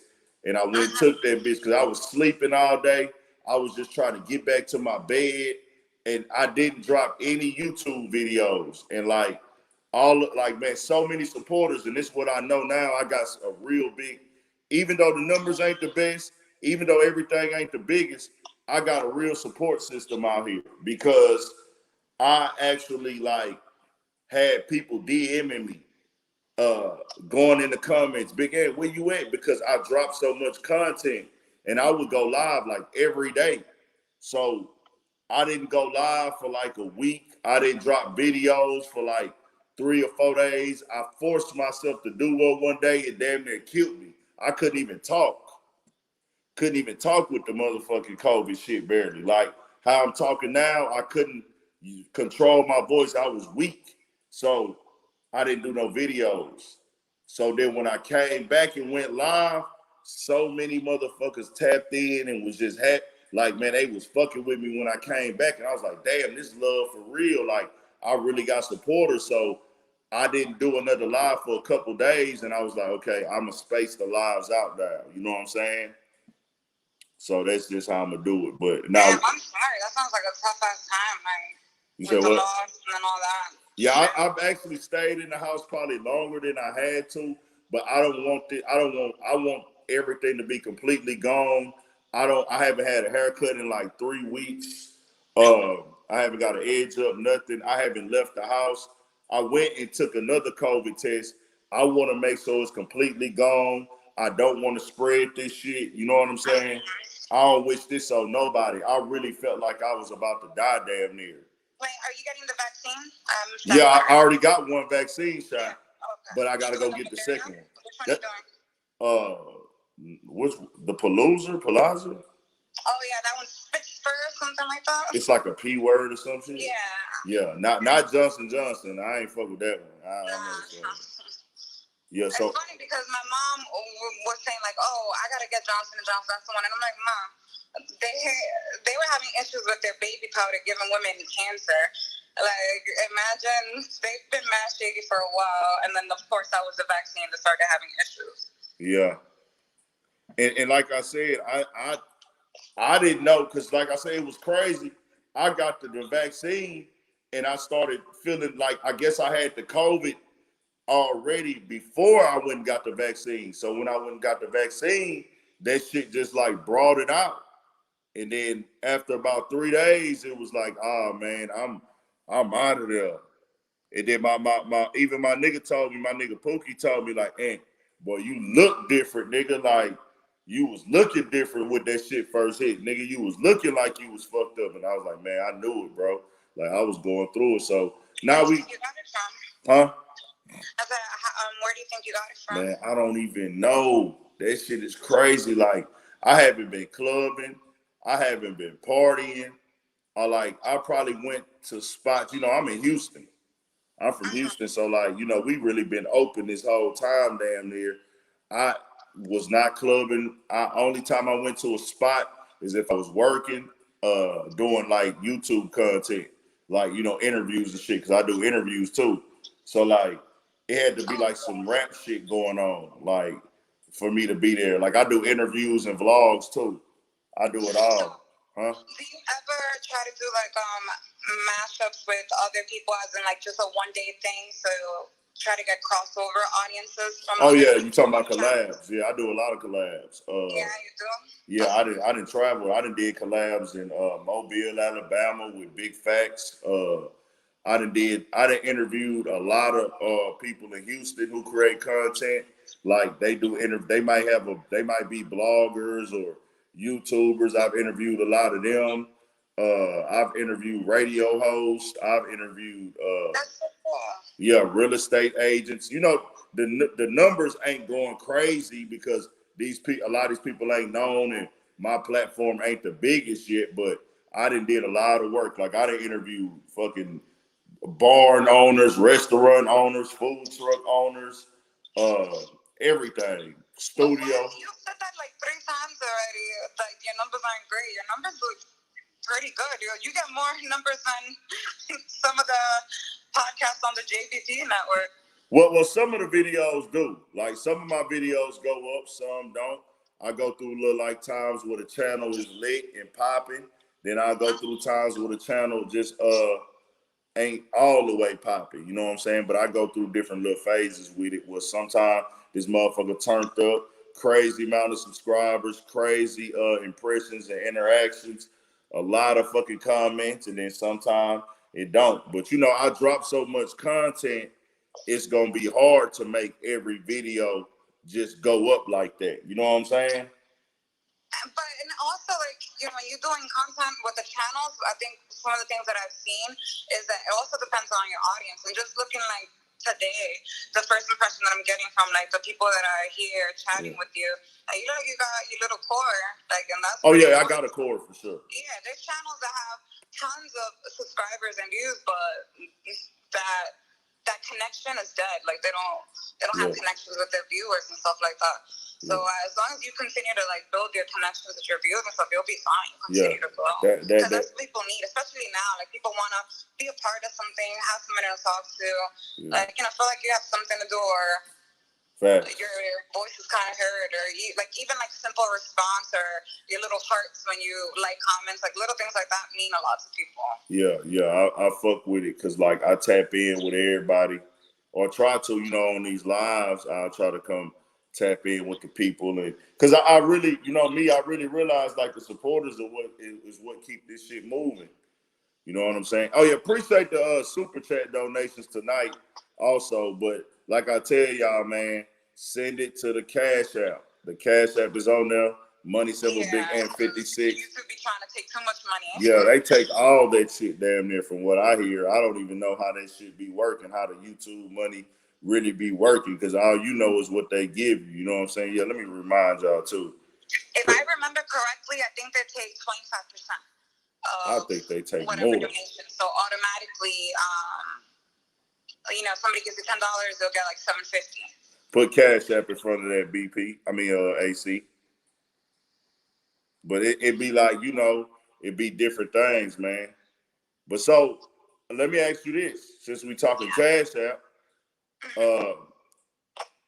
Kobe Fenty showed the love tonight with the Cash App link, but we gonna refresh it because niggas still sending to the we gotta refresh it. Now people are saying Joe Budden lost his Cash App sponsor. That, you know, like I was thinking about, I don't know if he did or didn't. Like I think we'll be able to tell soon. But I was wondering, like, yo, are they gonna drop him based on like what happened? Especially in people are acting fast when it comes to any kind of any type of thing, things like that, which would be kind of crazy because I know he's been saying like, you know, a lot of the money that he's been making has been from that Cash App deal. Oh, the Cash App deal is where the money coming in right now. That's the bag. Which is and Patreon, that and Patreon. You could have. I think he really could have stopped this. He could have really stopped this from coming out. But I think he was at a point where he thought, like, man, that ain't going to touch me. Because to be fair, not to be fair, to be honest, like, he's admitted to sitting on this, you know, pregnant woman's stomach.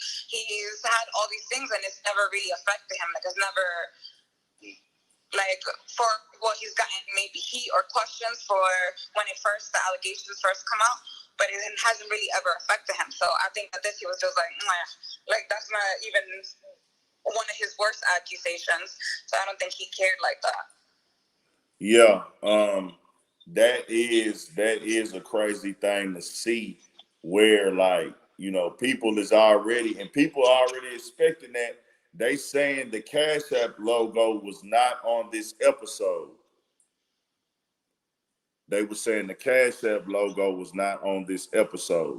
Yeah. So I'm not gonna jump the gun on that though, but you know. Yeah, same. So I'm like, okay, it's only one, but if I don't see it, like, you know, I'm gonna be like, all right, so I think they did. I don't think he'll come out and say, yo, I got dropped. Yeah. It's something that we will just have to peep. If it continues to not pop up. That's a fucking loss of a bag too, an easy bag.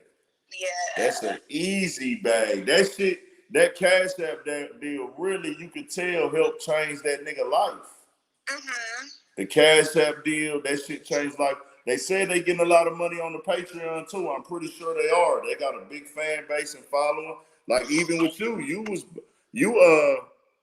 you actually bought, you know what I'm saying, bought the Patreon. $25. Yeah, and I said, I ain't gonna lie, I said I'm a big fan, I'm a support. It when they was coming back on tour, I was gonna go. I was gonna go to the tour. I was supposed to go to the last tour when they came to Houston, but something came up and I didn't get to make it.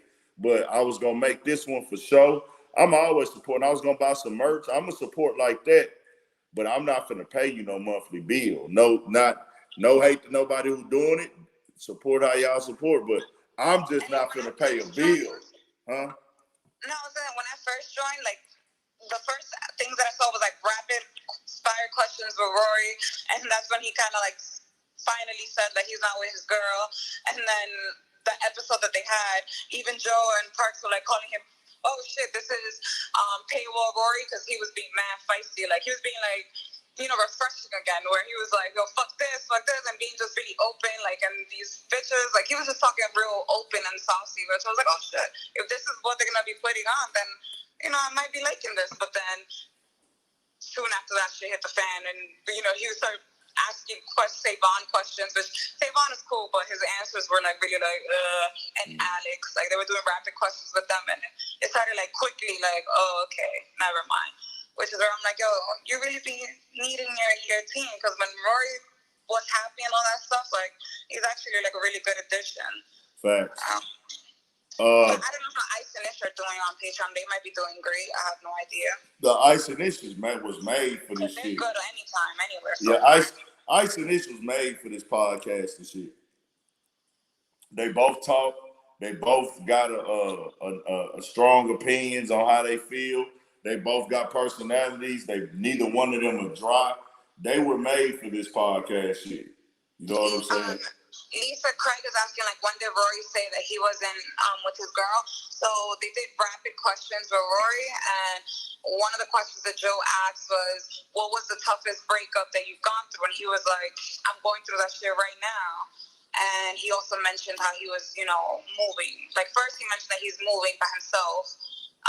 And then he said that the toughest breakup that he's gone through, he's going through it right now, basically with Sam. Dang, that's tough. Yeah, which I also felt like, damn, like I felt like Rory needed some support at that time, because he looked like he was going through it. Like, yeah, that nigga had them big bags under his eyes and shit. I was like, damn. And I'm like, damn, I get it. Him and Ak were beefing, but damn, snitching on a dude, like cheating, like publicly like that shows. Oh yeah, Ak was like, yeah, your side piece, my nigga. I was like, that's really like some dry player hating shit, nigga. Like you. Yeah, I'm like, damn, y'all beef is not that serious. Like, I've been somebody who like actually felt bad for Ak when like the rappers would all try to gang up on him and stuff, and I'm like, oh, like, y'all need to chill, like. He's alright, whatever. But with the whole Rory thing now, I think it's just corny because it's so overkill and it's like so biased too. Because when Ak starts talking bad about them, the things that he says, being like, no, that's not what happened. No, that's not what they said. So, and then he just be yelling. So I'm like, okay, I can't hear you no more. I'll say this. I'll be fair. If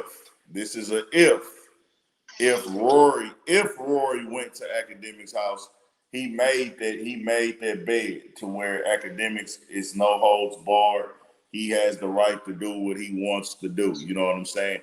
Does it seem like overboard at this point? Yes, because it seems like it's like, damn, it's at least a 3-time-a-week thing. But a nigga gonna wake up and feel a way about a nigga every day if a nigga actually came to his house. So I get why Academics be going in if that shit really happened and he knows something. All I know is what Academics tell me. You know what I'm saying? No, I agree. I agree in the sense where, okay, you went to my house, we got beef. But at the same time, I feel like, then do something about it. Like, if you think this dude came to your house all right, you guys beef, and if you doing something about it, is snitching on him, whatever, okay, fine. But at this point where you're doing a 5-hour Twitch about it, then you do a 3-hour Twitch about it, and then every single day you're posting something, and you're going back in the files, because when he's now posting things about, like, you know, episode 100, when they said something here and something there, it's like, all right, act like, what are you going through? It's like, a part of his life. Like, what's going on? I ain't gonna lie. I feel what you're saying, because I'm like, okay, bro, if you came to my house, you got our line. If I'm that mad about it, we gonna line something up. I'm cool with Joe. Hey, nigga. Hey, Joe, set that up. We gonna look at that. Like we gonna look at, but that's how you from the Bronx, you feel me? You raised different. You know what I'm saying? I'm like, do something about that shit already. Like, and then if you're doing something about it, it's being on the internet, okay, fine. But when I'm telling you, like, at this point, it seems like an obsession. It seems like, yo, I just look at Act Now and I'm like, yo, what are you going through? Like, you he is hug, upset. like, No, they didn't give. You're putting too much time into another man. Like, having another man's whole life in your brain and in your mouth like that for this much is not healthy. 6-7 months, huh? It's been like 6 or 7 months now at this point, because this shit was going on in 2020. Like, let's say, you know, if I'm a girl and I'm talking to Agua, I'm even thinking about it. I see your behavior like that, I'm gonna be like, nah. But that's you though, because a lot of girls don't care. They fuck with Act for the clout. They not fucking with. They think he a cool nigga. They fucking with him for the clout, and that's it. You know what I'm saying? They not fucking with Act because a lot of girls be like, damn, nigga, you talk about that nigga every fucking day, nigga. Go do something to that nigga. But jerking off because you're not getting anything like that. Like, I don't see a girl that's gonna be like, damn, daddy, like, let's go do something. When every day you posting about this dude and you're screaming at the, you know, camera and you're going crazy, like, that shit will make me feel like, okay, you need help, or you like, you're crazy. Like, I think I'm gonna tell you what it is. Man. Why academics can't let it go? Them niggas would not get into they wouldn't give him the satisfaction of trying to go all in on him. Like, academics wants them niggas so bad, and he'll never admit it. He want them niggas to get online and, man, fuck that nigga. He want them niggas to just be so openly so he can, it's like, that would give him the satisfaction, okay, I got under them niggas' skin. You have to understand, academics is a troll. Academics is a person who basically, academics is one of the niggas that has a fake page and disrespects people online all day. Yeah, I can see that. No, I mean, that's what he did. He did that with the Warren Chirac YouTube channel.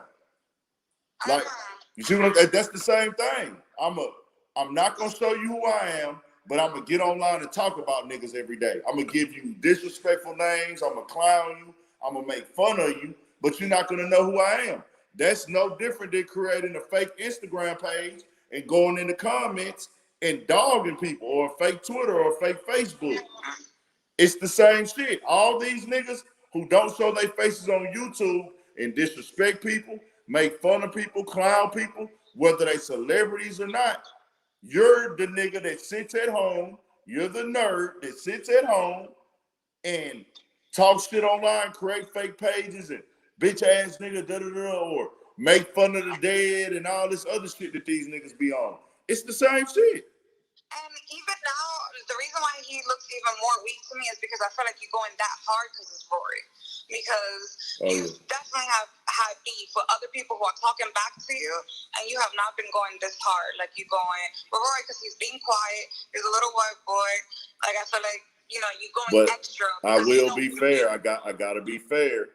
Rory sized him up first, and that's gonna always be. No, I agree. Because Rory, if academics has made it very clear that he undoubtedly 100% believes that Rory came to his house. It's in his head. You can't tell him no different.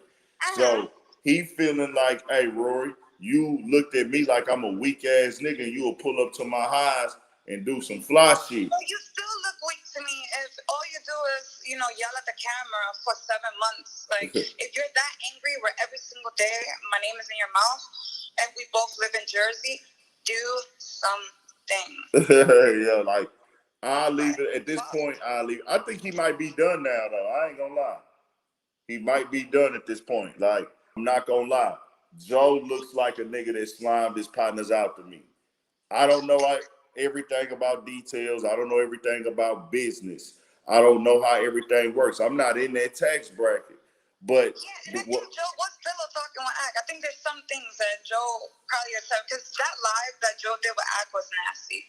Like when it first started, where I remember that shit. You guys are having a live and Ak is, calling them both bums and all this crap and saying like, yo, they useless to your podcast, that and that. Like when Rory went to Drink Champs, he walked out because he was like, yo, I'm not here to like, don't talk about Joe like that. And they did it again, and it was Crooked Eye. Crooked Eye. And he walked out. Like, they don't really be entertaining stuff like that. For you to continue your life, Act as your friend, cool. But you could just be like, nah, I'm not here to talk about that. Like, even if you're going to talk about it behind closed doors, doing it publicly is a bad optic. Yeah.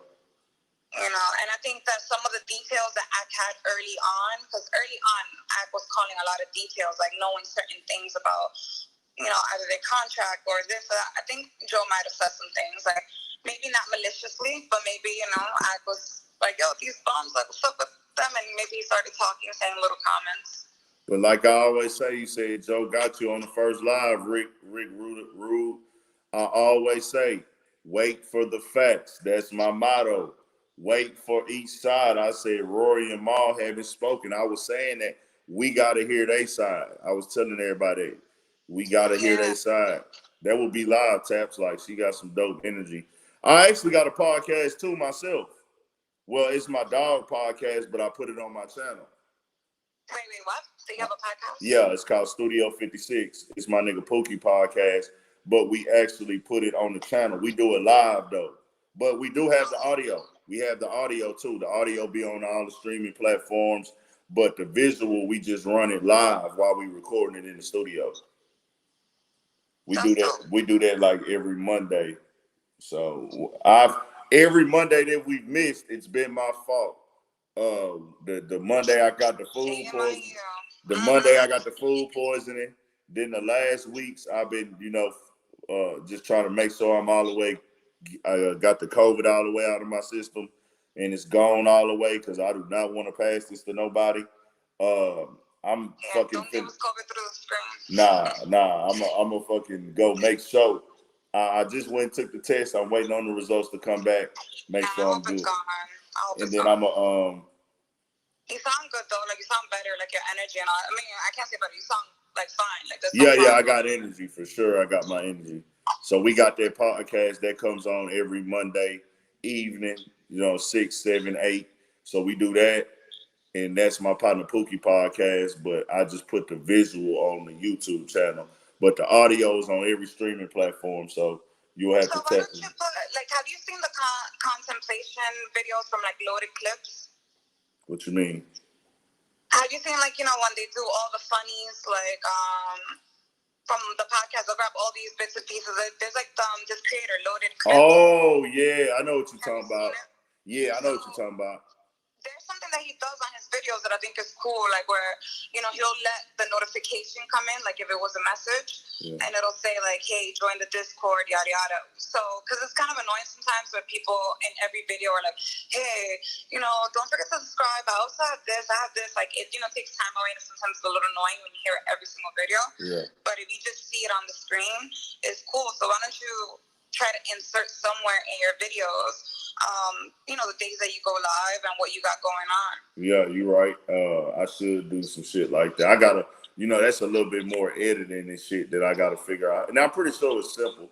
But and I'm glad you said that because I know some niggas, they start their video off and they try to they take time to. Yeah, they talk for like 2 minutes. Yeah, I get straight to it. Like, I feel like, I just like to, when I do my videos, I like to go right to it because I'm a nigga that like motherfuckers that get right to it. You know what I'm saying? And I feel like that I'm kind of robbing them of a little bit of experience if I bullshit for 2 minutes on my video. Nah, I agree, because I kind of hate that. Like, it kind of annoys me when, especially like if you're watching that channel and it's every single video, you're like, okay, and then I try to skip like the first 1 minute, 2 minutes, and then I got to go back. I'm like, okay, I skipped too much, so it's annoying. But the way Loaded has it, I thought was really clever, which was like just inserting that little notification where you can read it, but you don't have to hear it, and you let people know what's going on. Because I'm lucky that I caught you guys today.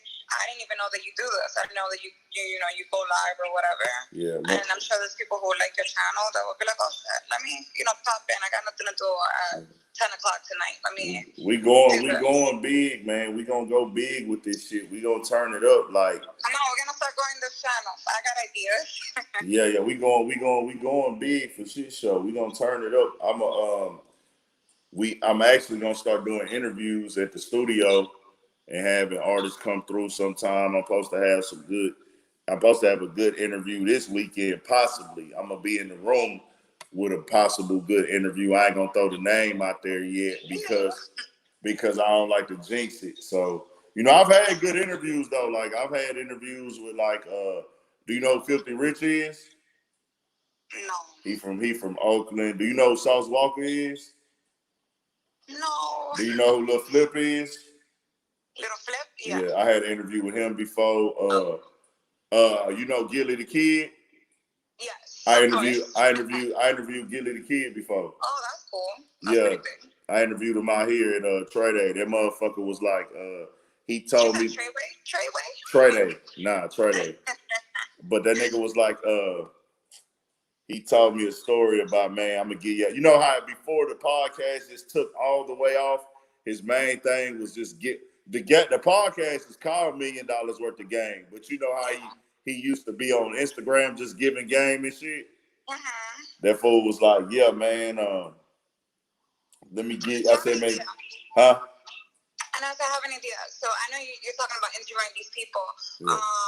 Would you do something where, let's say you have a topic, whatever the topic is, something, because I'm thinking about like relating to people. So let's say if it's, I don't know, dating, sex, whatever the topic is, you have a topic, a couple questions, and see who wants to join in and get different perspectives and like maybe funny stories and see what happens. Kind of like how Kevin Samuel does it with like random people. Yeah. He talks to them for a little bit and he gets these stories, like doing it but in like a fun way, like some fun stories or some interesting conversations. I gotta get the following up more because look, I'm saying you right. I gotta get I want to do that, but it'd be hard to get motherfuckers to join.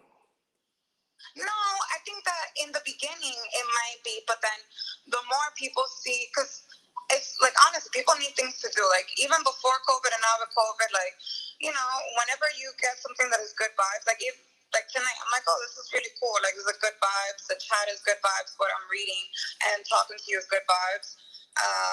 And the more people start seeing that and getting a feel for like, you and they start seeing, oh, other people come in and they talk for a few minutes. Like, it becomes more like normalized, and I think people will start doing it more. Yeah. And like, cause what I'm thinking is just like people start laughing, like if something funny, like even this, like let's say for the stupid, super dirty thing, like bedroom talk, or what is like the worst thing you've heard in the bedroom? What is like good things? Like even if it's a topic like that one day, and then it could be something else another day. See, I'm actually going. I'm gonna have it set up. I just been bullshitting. I'm gonna actually get the whole get everything set up with the professional microphone and everything. I just ain't did it yet. You know what I'm saying? I'm gonna have the whole microphone here. I'm gonna do all that shit. Like it's coming. I already looked at all the stuff. I just ain't locked it down yet. I'm gonna have it to where people can call in on the phone. I just ain't got there yet. But nah, I actually enjoy talking and I like interacting with the people. I be wanting motherfuckers to call in and tap in with me. We used to. Before I started StreamYard, man, and having people join, I used to DM all type of people. We used to just do the DM calls on Instagram. And I'll have it on speaker. And we'll be just sitting here like all night talking and shit from different people from California, New York, fucking New Jersey, Connecticut, Atlanta, you know what I'm saying, Chicago. People used to be tapped in from all over. but I just been StreamYarding lately though. But like we gonna have it set up. I'm gonna have the whole mic set up where I'm talking to a good clear mic, have a better camera. You know what I'm saying? Everything. Because there's this channel, there's this guy, his name is D'Angelo Wallace. He has 2 channels that they both have over 1 million. And the way he grew it was pretty smart because what he does every video when he starts, he'd be like, okay, first let me start with my comment shout out. So he grabs one comment and shouts it out. He'll read it and he'll like say something about that comment. Like it literally is like a quick less than 60 seconds, he reads the comment and either says something, and it gets people, like the algorithms, it gets people wanting to type and leave comments. The more comments you get and all that stuff, the more your page pops up into other people's feeds, and, you start shooting up to the top like that. And because people want to be, I want to be that comment that's being shouted out, like that might be me, people started leaving more comments, and his video started going from like getting 16 comments to getting 200 to getting over 500. Now he'd be getting like 16,000 comments. And it just made him blow up that way. And I was like, oh, that's pretty smart. Like, and it's not even that serious. Like, he'll just read like the comment and he might be like, yo, I totally agree. Or he'll be like, yeah, whatever. Like, and just doing that literally just started getting people to be active, and it just made his shit blow up, which I was like, oh, that's smart. Yeah, my God, I know somebody who kind of do that comment shout out thing too. Actually, I know a few people who do that, to be honest with you. We shout them out when we be on the live on the podcast though. Like every podcast at the end now, because I did it a couple times at the end of the podcast, I'll just keep the live going and we get to talking about a bunch of shit. You know what I'm saying? And people can call in because I got the machine. We got the machine at the studio at my boy's little spot up in the studio. So like people could call in right there. You know what I'm saying? And people be calling in or whatever and talking their little shit, but it's all in the growth process. I've been doing this for like 3 years now. Yeah, because I've seen that like the more interactive like the audience is, like the more it starts blowing up because people start writing more, doing things, and then it'll just keep popping up into other people's feeds, like other recommendation channels and stuff. Yeah. You got this. You're gonna be good. We in it for the long run. I'm turning this shit into an all the way brand. You know what I'm saying?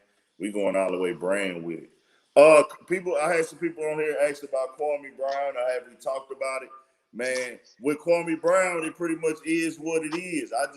I know that was a trending topic. I know people who want to speak on it, but it's like that nigga just talking his shit right now. He's mad or he just fed up. Let me say that. Because everybody been riding on him over the years because he didn't pan out as the #1 draft pick. He didn't really show up. The merch is coming though, Kobe Finney. It is a little bit more time, but he just going the fuck off, man. Like, he just popping his shit. He getting a lot of attention. So everybody like, he gonna keep it going for a little bit probably because he getting all that attention and shit. It's entertaining though, for sure. I'm watching it, nigga. It's entertaining. It's been a pretty interesting week with all these things that are going on. So what? Are you guys also like? Do you watch like MMA, boxing, the stupid things that are going on with Jake and Logan Paul? Like, you also watch this kind of stuff? With Floyd Mayweather and shit. Yeah. Or like Jake Paul's knockouts of people and stuff. Jake Paul, I ain't gonna lie. When they get in there, like Logan Paul, I don't know how Floyd Mayweather want to play it. Floyd Mayweather's still in shape, still got the boxing skill. It's going to be a long night for that nigga, man. I don't know if Floyd going to, like, let him last, or is he just going to tap and have fun, or is he... I think he'll let him last a little bit, because Floyd looks like he's, like he did it with Conor McGregor, where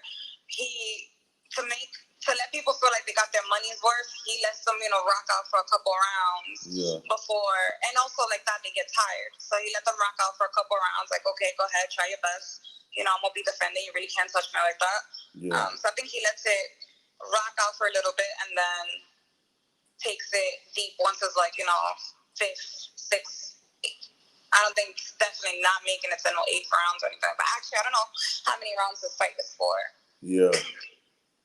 But I think he's gonna let people get the little money's worth with that. But it would have been a more interesting fight if it was Jake, because as much as everybody could hate Jake, I've been watching boxing for a minute, and he has some real knockout power. He does. Like, appreciate that, Swing Down.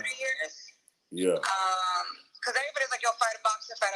And it's like, yeah, fight a boxer, but you can't give him a boxer who's been doing this for a lot of years and expect him to, do something crazy great, because you kind of have to grow inside the ring.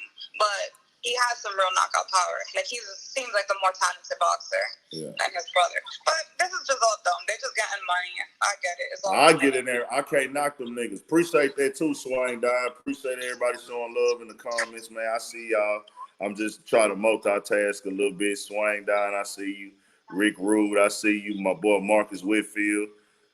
Pipeline News, Marcus J, East Texas. Beauty and the Beast, Bully, shout out to Florida. Jamal Jones, DC, I see you. Trey Chapo. It's amazing. The vibrations, like Joe says, was real cool. Appreciate it, Swing Down. Appreciate it, Trey Chapo. Everybody in here tapped in. My guy AC, of course, Kobe Finney. Everybody, if I ain't see you, my bad if I missed your comment. But I would gladly get in the ring and get that. And Floyd Mayweather can whoop my ass for a couple million. I'm not gonna sit up here and lie. Any of them. I'll get in that motherfucking ring. For some money. Go ahead, do it. Like shit, I heal up. I go in that bitch and get in the best shape that I can, work out like a motherfucker, and I ain't gonna lie, you ain't for the match with no nigga who been boxing for 30 years. Like, of course you can't match with that nigga at all.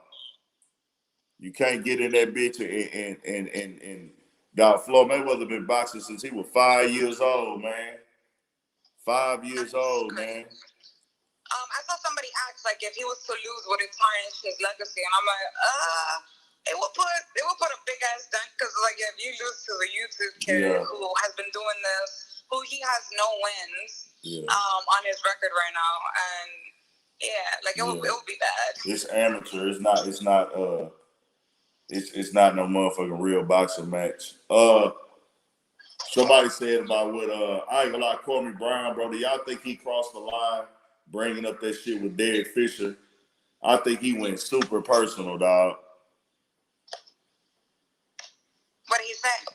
He was just like, he brought up LeBron James and them winning for shit show. But he said that, I don't know, do you know what happened with Derek Fisher and Matt Barnes? No. Matt Barnes is crazy. Okay. He went and fought Derek Fisher at his house because Derek Fisher was there with his baby mama and his son. Oh, yeah. So that right there, Kwame Brown has been talking about that.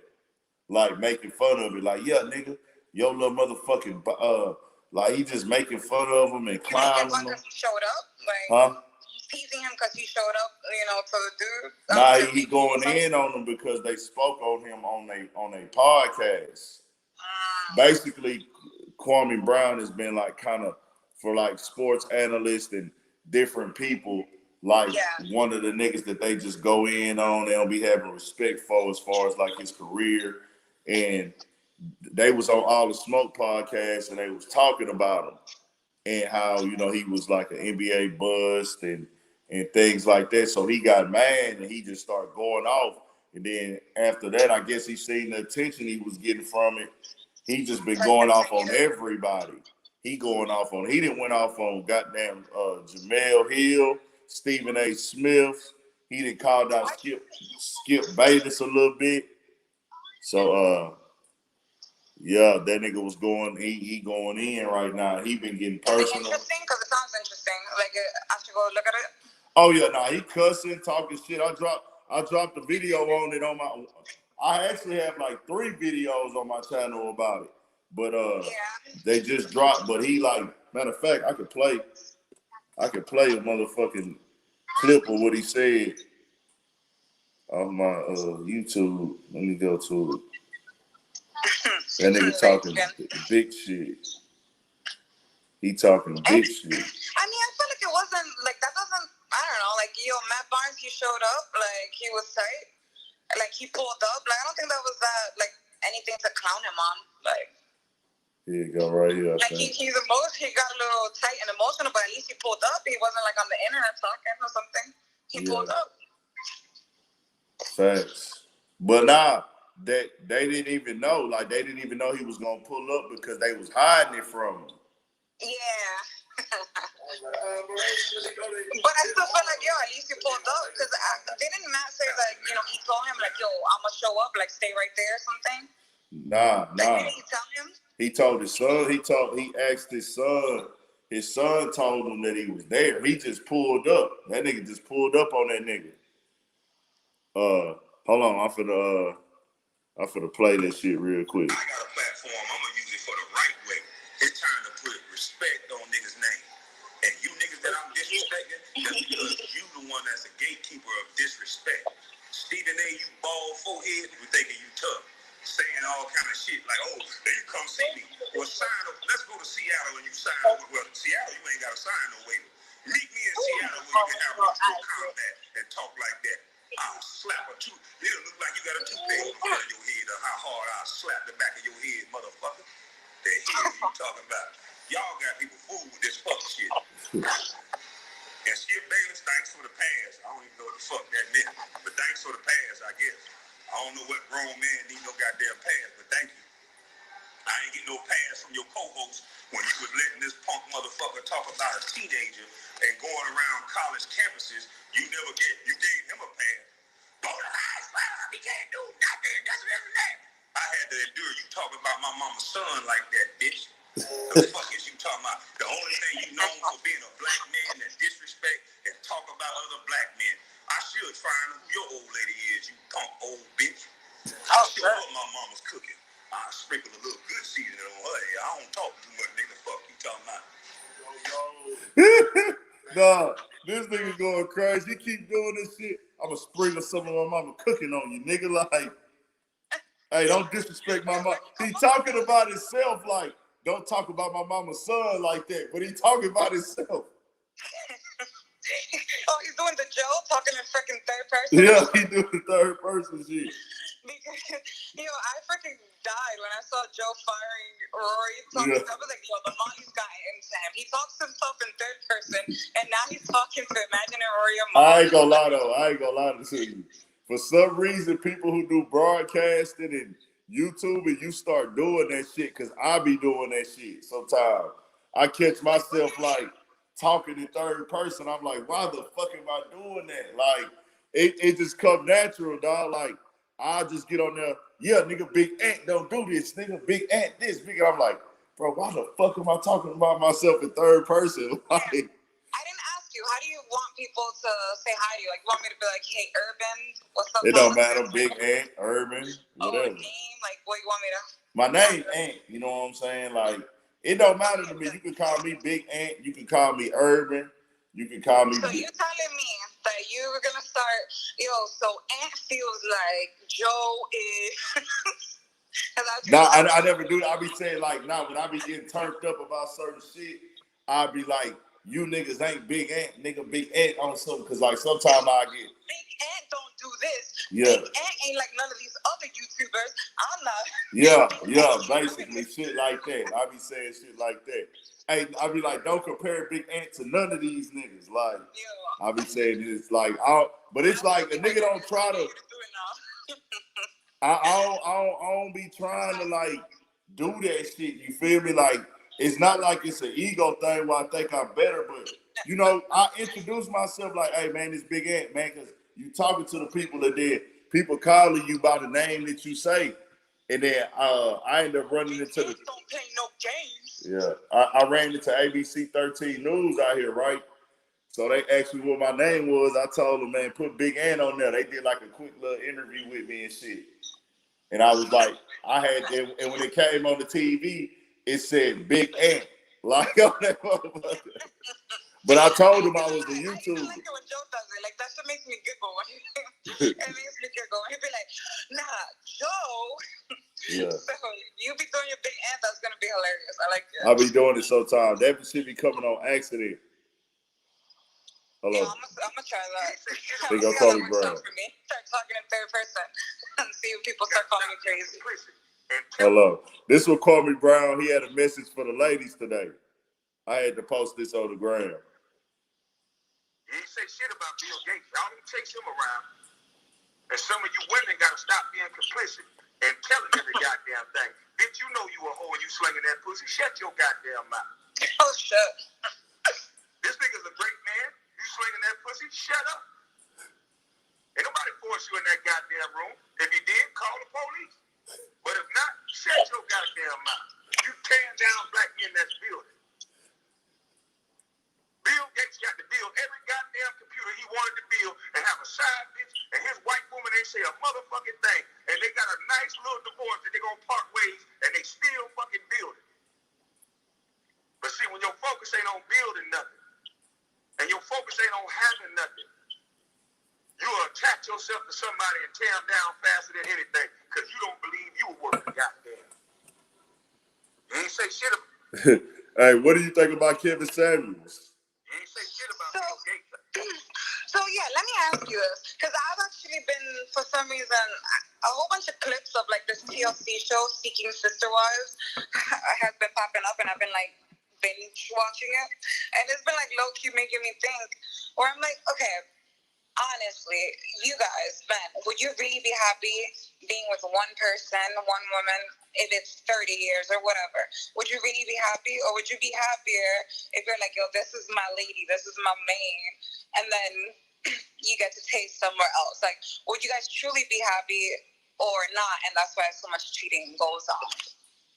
Would I be happy being like content and happy, where every day you're like, damn, like, you know, you don't feel like you're missing out, or you don't get these urges? I guess you got to meet the right person. Like, I don't know. I haven't met the right person to say that. Like, I never been married or nothing like that before. I've had like 1 or 2 serious relationships. Haven't had a lot of them. Haven't been with a girl. I'm not the nigga that been with girls for 5 or 6 years. I've never lived with a woman before. You know what I'm saying? So like, I never been in that position before. You know what I'm saying? But I'll be honest with you, if I don't believe in cheating in marriage, like, I'm not getting married unless I know I'm done. Like, for real. Like, that's just me. I think marriage, I'm not judging nobody who do what they do, but it's just a personal thing for me where, like, if I get married, I'm a hold it down. You know what I'm saying? Like, I'm gonna make sure I hold it down. I just couldn't think, like, because I don't want to be that nigga that, like, if I get married, I'm out here sleeping with 2 or 3 different women, and then I'm gonna come sleep with my wife. You know what I'm saying? Like, that just ain't my style if I'm gonna get married. Now, me being a single nigga, like, oh, we going for the gusto, you feel me? Like, whatever. Like, I'm going for the gusto, but, like, you know what I'm saying? I ain't really on that. Like, that just ain't my thing. I don't feel like I need to go fuck around if I'm committed, because I just don't believe in living a double life. You know what I'm saying? But that's the thing. Like, we're watching this Seeking Sister Wife, or that, you know, like the whole Kevin Samuels thing. It's like, what if it's not living a double life? Because, like, before, in the old days, like, society, the way things have changed, and I have no, like, I don't know where I honestly feel, but I've been hearing all these different sides, and it's like, okay, society has changed where it's, of course, like, you know, you're supposed to be married, you're supposed to be one person, whatever.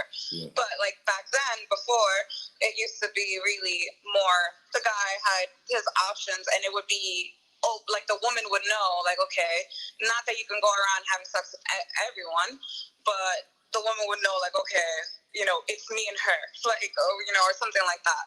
And I'm like, I don't know. Like, I don't judge anyone. I've seen people, or hear stories, people who are doing both. And I was with somebody for 11 years, and, you know, we were just us, obviously, just him and I. He did cheat. Did you cheat? You sound like you might have cheated. If I cheated? Yeah. To be completely honest, I did. No, I'm going to be completely honest. So I'll tell you about my relationship. Like I told you, I'm 31. I lost my virginity to him. And we were together for 10, almost 11 years. When we first got together, like, and I started finding out with a couple years in that he was cheating on me, I still was kind of like, I forgave him, and it hurt like hell. Like, definitely, oh my gosh, crushed. But I don't know if it was because he was my first or whatever, that I definitely, like, I don't put the blame on him because I tolerated a lot of bullshit as well. So, you can't just sit there. I can't be like, oh my God, I'm the victim. Like, he cheated on me. He put me through so much things, because at the same time, I allowed it to happen. I stood there. Like, I should have left once. There was this other girl, and I would find out, I would hear her, I'd be like, yo, what the heck? I would break up with him, then, be the big, oh my gosh, I'm sorry, and I would not be with him for a little bit, and then go right back to it, doing dumb shit, where it was really, like, at some point, like, yo, if I forgave him the first time, the second, there's no reason why I should have still been there when this chick hit me up, like, a fourth time. So I see that, and I'm like, yo, I'm stupid. Like, I did this, like, I have a lot of accountability to take for that. Then towards the end, I was like, nah, like, I've only been with you, and I haven't been happy for a while, so I think that it's best for us just to, like, I wanted to find myself. And, that's when he's like, no, like, I swear I'm going to be serious. And he even proposed. And I had told him before the proposal, like, yo, like, I want to break up. I don't, I need space, whatever. And it was really like, we were kind of codependent on each other because it was so many years we lived together. We were codependent, and I fucked up in the sense where I should have just been firm and said no because I wasn't happy. I ended up feeling bad because he proposed. I felt pressured. I said yes. And then he cheated on me. I still stood like a fucking idiot. And then afterwards at work, I cheated on him. I did tell him, honestly. Like, I told him. He actually still wanted to be together, but at this point I was like, I started wisening up. So you had an at work boyfriend. I had what? You said you cheated on him at work? I met somebody at work. Yeah. So, okay. You didn't. Yeah. It wasn't a coworker. No, it was. Oh, what? That's what I say. You had a work bourboyfriend. That'd be a lot. That's what a lot of motherfucking women cheat at. They cheat at their job. I'll be honest. Like, and I felt bad. Like, how you're talking about that double life thing? I'm like, yeah, I felt like I didn't feel right. Like, it took away from my peace. Yeah. So, taking away from my peace, like feeling like bad, feeling dirty, feeling stupid, like feeling just evil. Like, it just didn't feel right with my soul. So I ended up telling him how to talk. That shit was crazy, like sitting there telling somebody like, hey. And then I ain't gonna lie, if my girl cheat on me, it's over. Yeah, I think because he cheated on me so many times, and maybe that's why he still wanted to work it out. I don't know. But when I look at it, retrospectively, like I tell you, I'm like, when I look at it, I'm like, I guess we were codependent because we were so young. It was almost 11 years. Yeah. But it was, toxic. We both had obviously issues where we should have let go, and we held on where we shouldn't have anymore. And I could be honest, where I admit that, like, a lot of women who have cheated before, they'll lie, like, no, I've never. I'm being honest. You gotta be honest on Urban Politicians TV, man. When you come tap in with Urban Politicians TV, I'll be honest with you guys and the chat family. The political partners. That's what the chat. We political partners, man. So when you tap in with the political partners, you gotta motherfucking be honest. You know what I'm saying? My political partners, my political ladies. You know what I'm saying? You gotta be honest. We got some people that come in here lying and capping and acting like they too cool for school and shit. But we respect honesty over here. You know what I'm saying? Yeah, no, that's something like I'm not proud of it. But I could say, like I said, I'm being honest, and I was only with him. And there was a part of me that was wondering, like, okay, I'm not 100% happy emotionally, and then, like, am I doing the right thing? Like, I'm just with one person, like, and how about if this isn't right? Like, I was just going through it. Did y'all have kids? Yeah. How many kids y'all got? I have a daughter. Oh, y'all got one? That ain't bad. Yeah. Which is why we also, like, I think... Well, that sums it all up right there then. If you got a kid, people usually stick around longer. Exactly. And then that's when I was like, we're actually going to do things wrong because we're going to be exactly that statistic of people who stay together, for the kids, and you end up, teaching the kids like what an unhealthy relationship looks like firsthand. So I was like, nah, we got to do things right, and this isn't right. So I feel like I wisened up. I woke up finally, and I was the one who really sat down and told him, like, okay, this is not okay. Like, we've done things, we've hurt each other, and this is not okay. We have accountability. Like, I don't blame you for the things that he's done, because a lot of people would try to tell me, like, oh, don't feel bad. Like, you were such a good girl, and you only did that because of, what he's put you through. Like, no, none of that shit has nothing to do, because I still stood there. So I have a lot of accountability to do with that. Nah, you solid though, because you taking responsibility for everything you did wrong from all that shit. That's real. A lot of people can't do that. You know what I'm saying? But for sit here, you saying it like that. What's your nationality? Dominican and British. Dominican and British. Mm-hmm. British. What the fuck is Great Britain? My dad is half British. White. Is he white? He, what's funny is that he don't really look, fair skin, but my dad. You saying British? I'm a lot of them are white, like, they look super white. He doesn't look, so white, and my Dominican side is Dominican, so. Like the dark Dominican or the cinnamon. Huh? Like cinnamon. Oh, okay. You like the brown kind. But Dominicans come in like all shades, all colors. Yeah, I already know.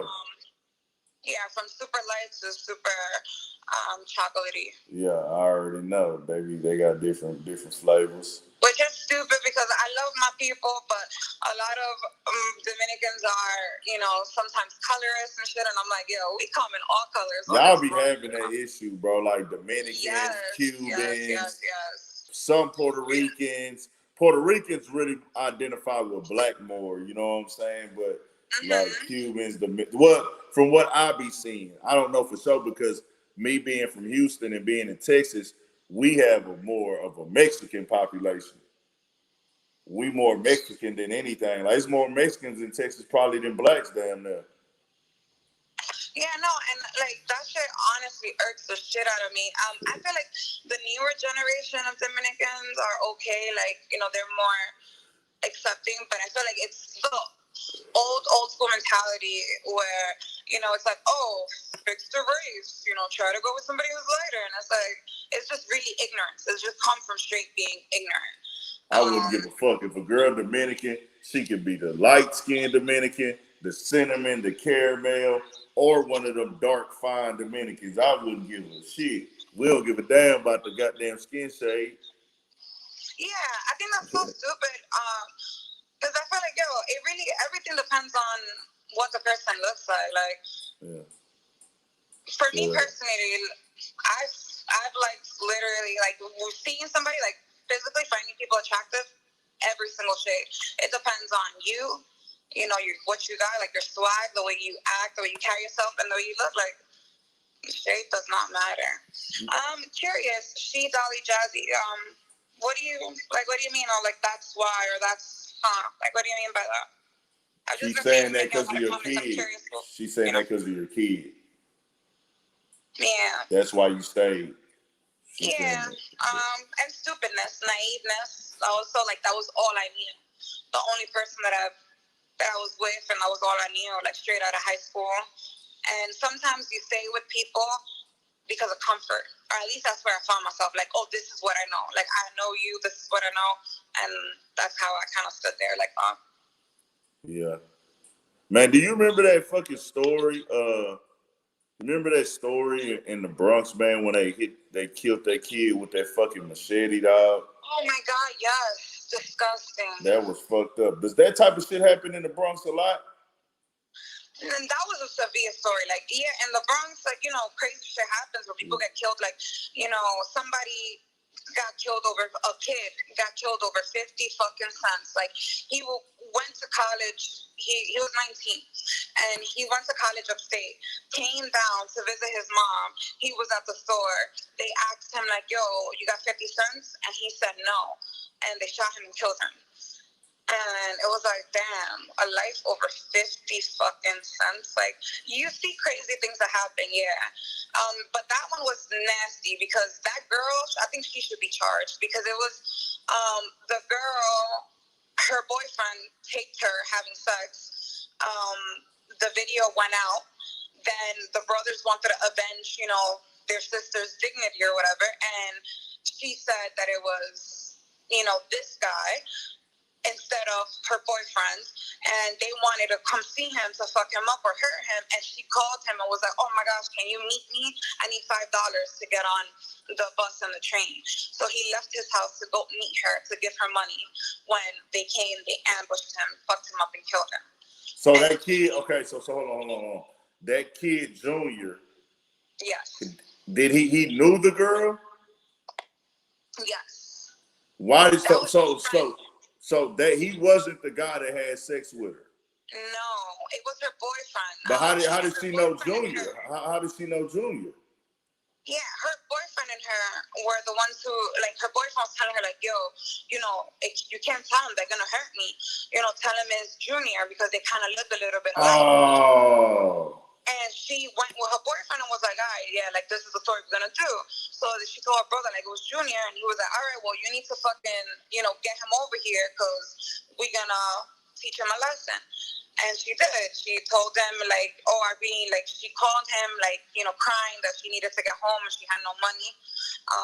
If he could meet her and give her $5 to get on the train, like a round trip. And he left his house at night to go give her the money so she can get on the train, like being a good friend. And they fucking killed him. She is scot-free. Like, I don't understand how she is not getting charged.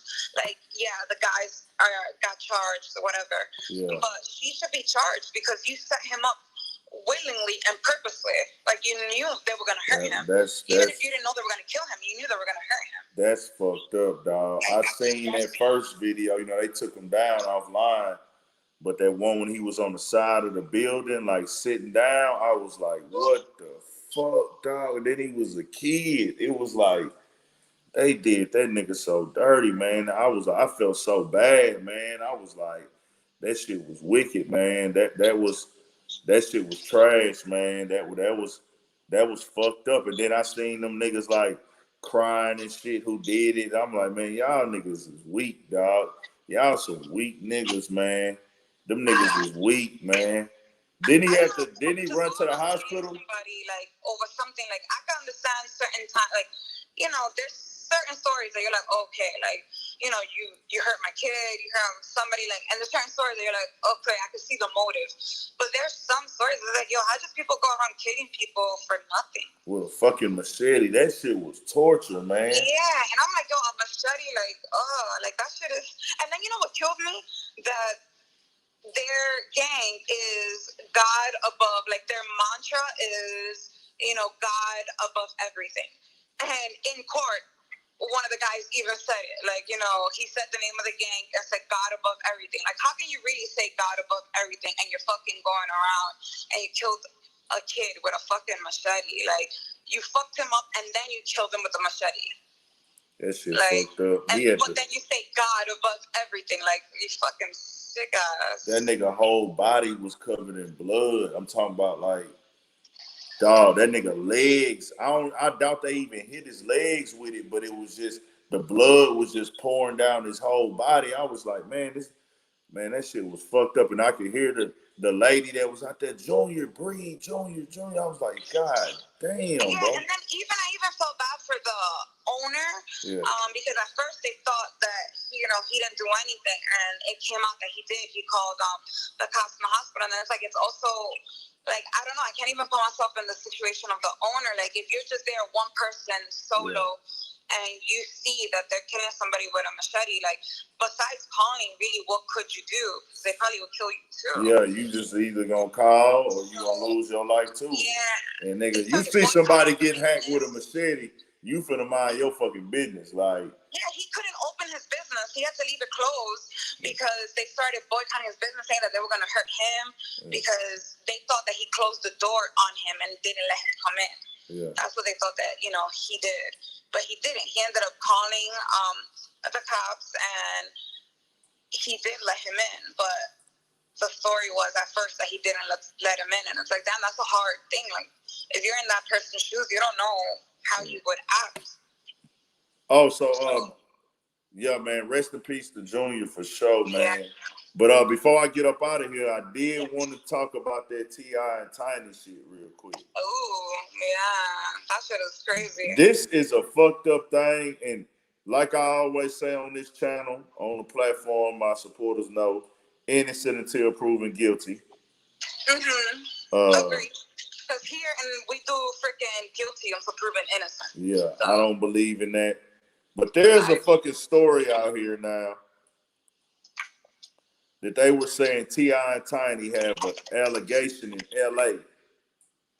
And it says this. I'm going to just read y'all what it says, bro. Okay. This does not mean that this is true. It says, earlier this year, attorney Tyrone A. Blackburn held a press conference where he revealed that he is representing 11 people who claim they are victims of sexual assault at the hands of T.I. and his wife, Tiny. Of the accusers, Blackburn revealed that they are 10 women and one man. One man. And he adds that his law firm was contacted by over 30 women who claim T.I. and Tiny have kidnapped them, drugged them, and raped them, and terrorized them with threats of death or physical bodily harm, along with the help of their associates. Officer William Cooper of the LAPD confirmed to Deadline on Monday there is an active investigation into Clifford Harris. However, the LAPD will not confirm whether Tiny Harris was also being investigated. T.I.'s lawyer, Steve Sado, released a statement in response. The Harrises have not spoken to or been contacted by the Los Angeles Police Department, the Las Vegas Police Department, or indeed any member of law enforcement from any other jurisdiction in the country. So now there's some dude saying, a nigga saying this shit, bro. Oh, a guy? See, I've heard about the women and, you know, even the assistant who says she's seen things, but I didn't hear about the dude. Yeah, the dude. It's a dude. That's kind of weird. That's like, weird as fuck. And they really trying to, like, push this image on them, dog. Like, that shit is fucked up. Like, where's the physical? What would they do to the guy? Like, take him? Like, what would they do? I don't know. Where is the physical evidence? That's what I ask. You know what I'm saying? Where the fuck is the physical evidence? Like, this shit be getting disgusted, man. And, like, just that shit crazy to me. I believe in innocent until proven guilty. We shall see. But T.I. and Tiny, they had to fall all the way back. You don't see them on social media. You don't see, you know, they couldn't. They had to end their 2 shows, everything they had going on. I'm like, damn, bro, that shit is crazy. They really trying to, huh? It looks weird. What looks weird is that I don't know. I'm in the belief that, let's say there's not really, if there isn't evidence, why can't you just come out and be like, I hear what the allegations are and they are false, or like, we did not do that. Like sometimes, like, because usually when you do something, you know, your attorney will tell you, shut the fuck up, don't say shit. Well, we try to figure this out. T.I. came out and they put out a formal, like, professional statement, a write-up, and then T.I. came out and said that shit wasn't true. Oh, he did? Finally? Yeah. Okay. Nah, he did it that next day. He did it, like, the next day. He went live on Instagram. Like after the guy allegation? Nah, from the girls. No, because like, when I was like, okay, it's looking bad, it was when it was the girls, and then the assistant, like one of their assistants was like, you know, who left, she was saying like, yeah, you know, drug women and you guys have fun with them after they're like unconscious and y'all do your thing, and she ended up quitting. So once I saw that, I was like, okay, this is kind of looking bad, and they were still quiet at that point. We got to see. I know they spoke out. They had an official statement, then T.I. spoke out and gave a whole statement on Instagram Live and announced everything. So That's just crazy, man. It's Well, just I'm like, maybe if the guy, maybe he could be lying. Like, maybe, you know, if it's I ain't gonna convict nobody or nothing, because I feel if somebody said I raped them, I would never rape a woman. And I'm gonna want people to give me a chance. Like, bro, let me prove my innocence, man. Because we've seen cases where these women have lied. You know what I'm saying? Especially when they have money, like, you know, when there's a motive. Facts. Yeah, I agree. Well, I'm gonna let you go. I'm tapping out. For having me. Thanks for talking to me. Maybe if Joe stops hacking your thing, the link will work next time. Joe is behind it all. No, we'll be back. I'm thinking everything over. I don't think they're gonna keep dragging this shit. I think the Joe Budden topic is dead. I was gonna do a video about the apology, and I said I was, but that's why I put it in the title right here to let it be known he apologized. I'm not the nigga that wanna, put the shit out and then not report that he apologized. So I'm kidding that, like, you know how the link for me to join you didn't work? Yeah. I'm kidding that it's Joe, that he's messing with your channel. Yeah, it could be, but we'll get it next time, though, for sure. We'll tap in. Yeah. Appreciate it, everybody. To you. Chat has been, it's been nice seeing the comments, and also just the vibes, the vibrations have been cool. So thank you guys. Appreciate you. Sharing this night with me for now. So we tapped in, y'all. Y'all know what it is. If y'all ain't subscribed yet, make sure y'all subscribe. Hit that like button on y'all way out, man. We got more shit coming, man. 1,000. And to catch, you next and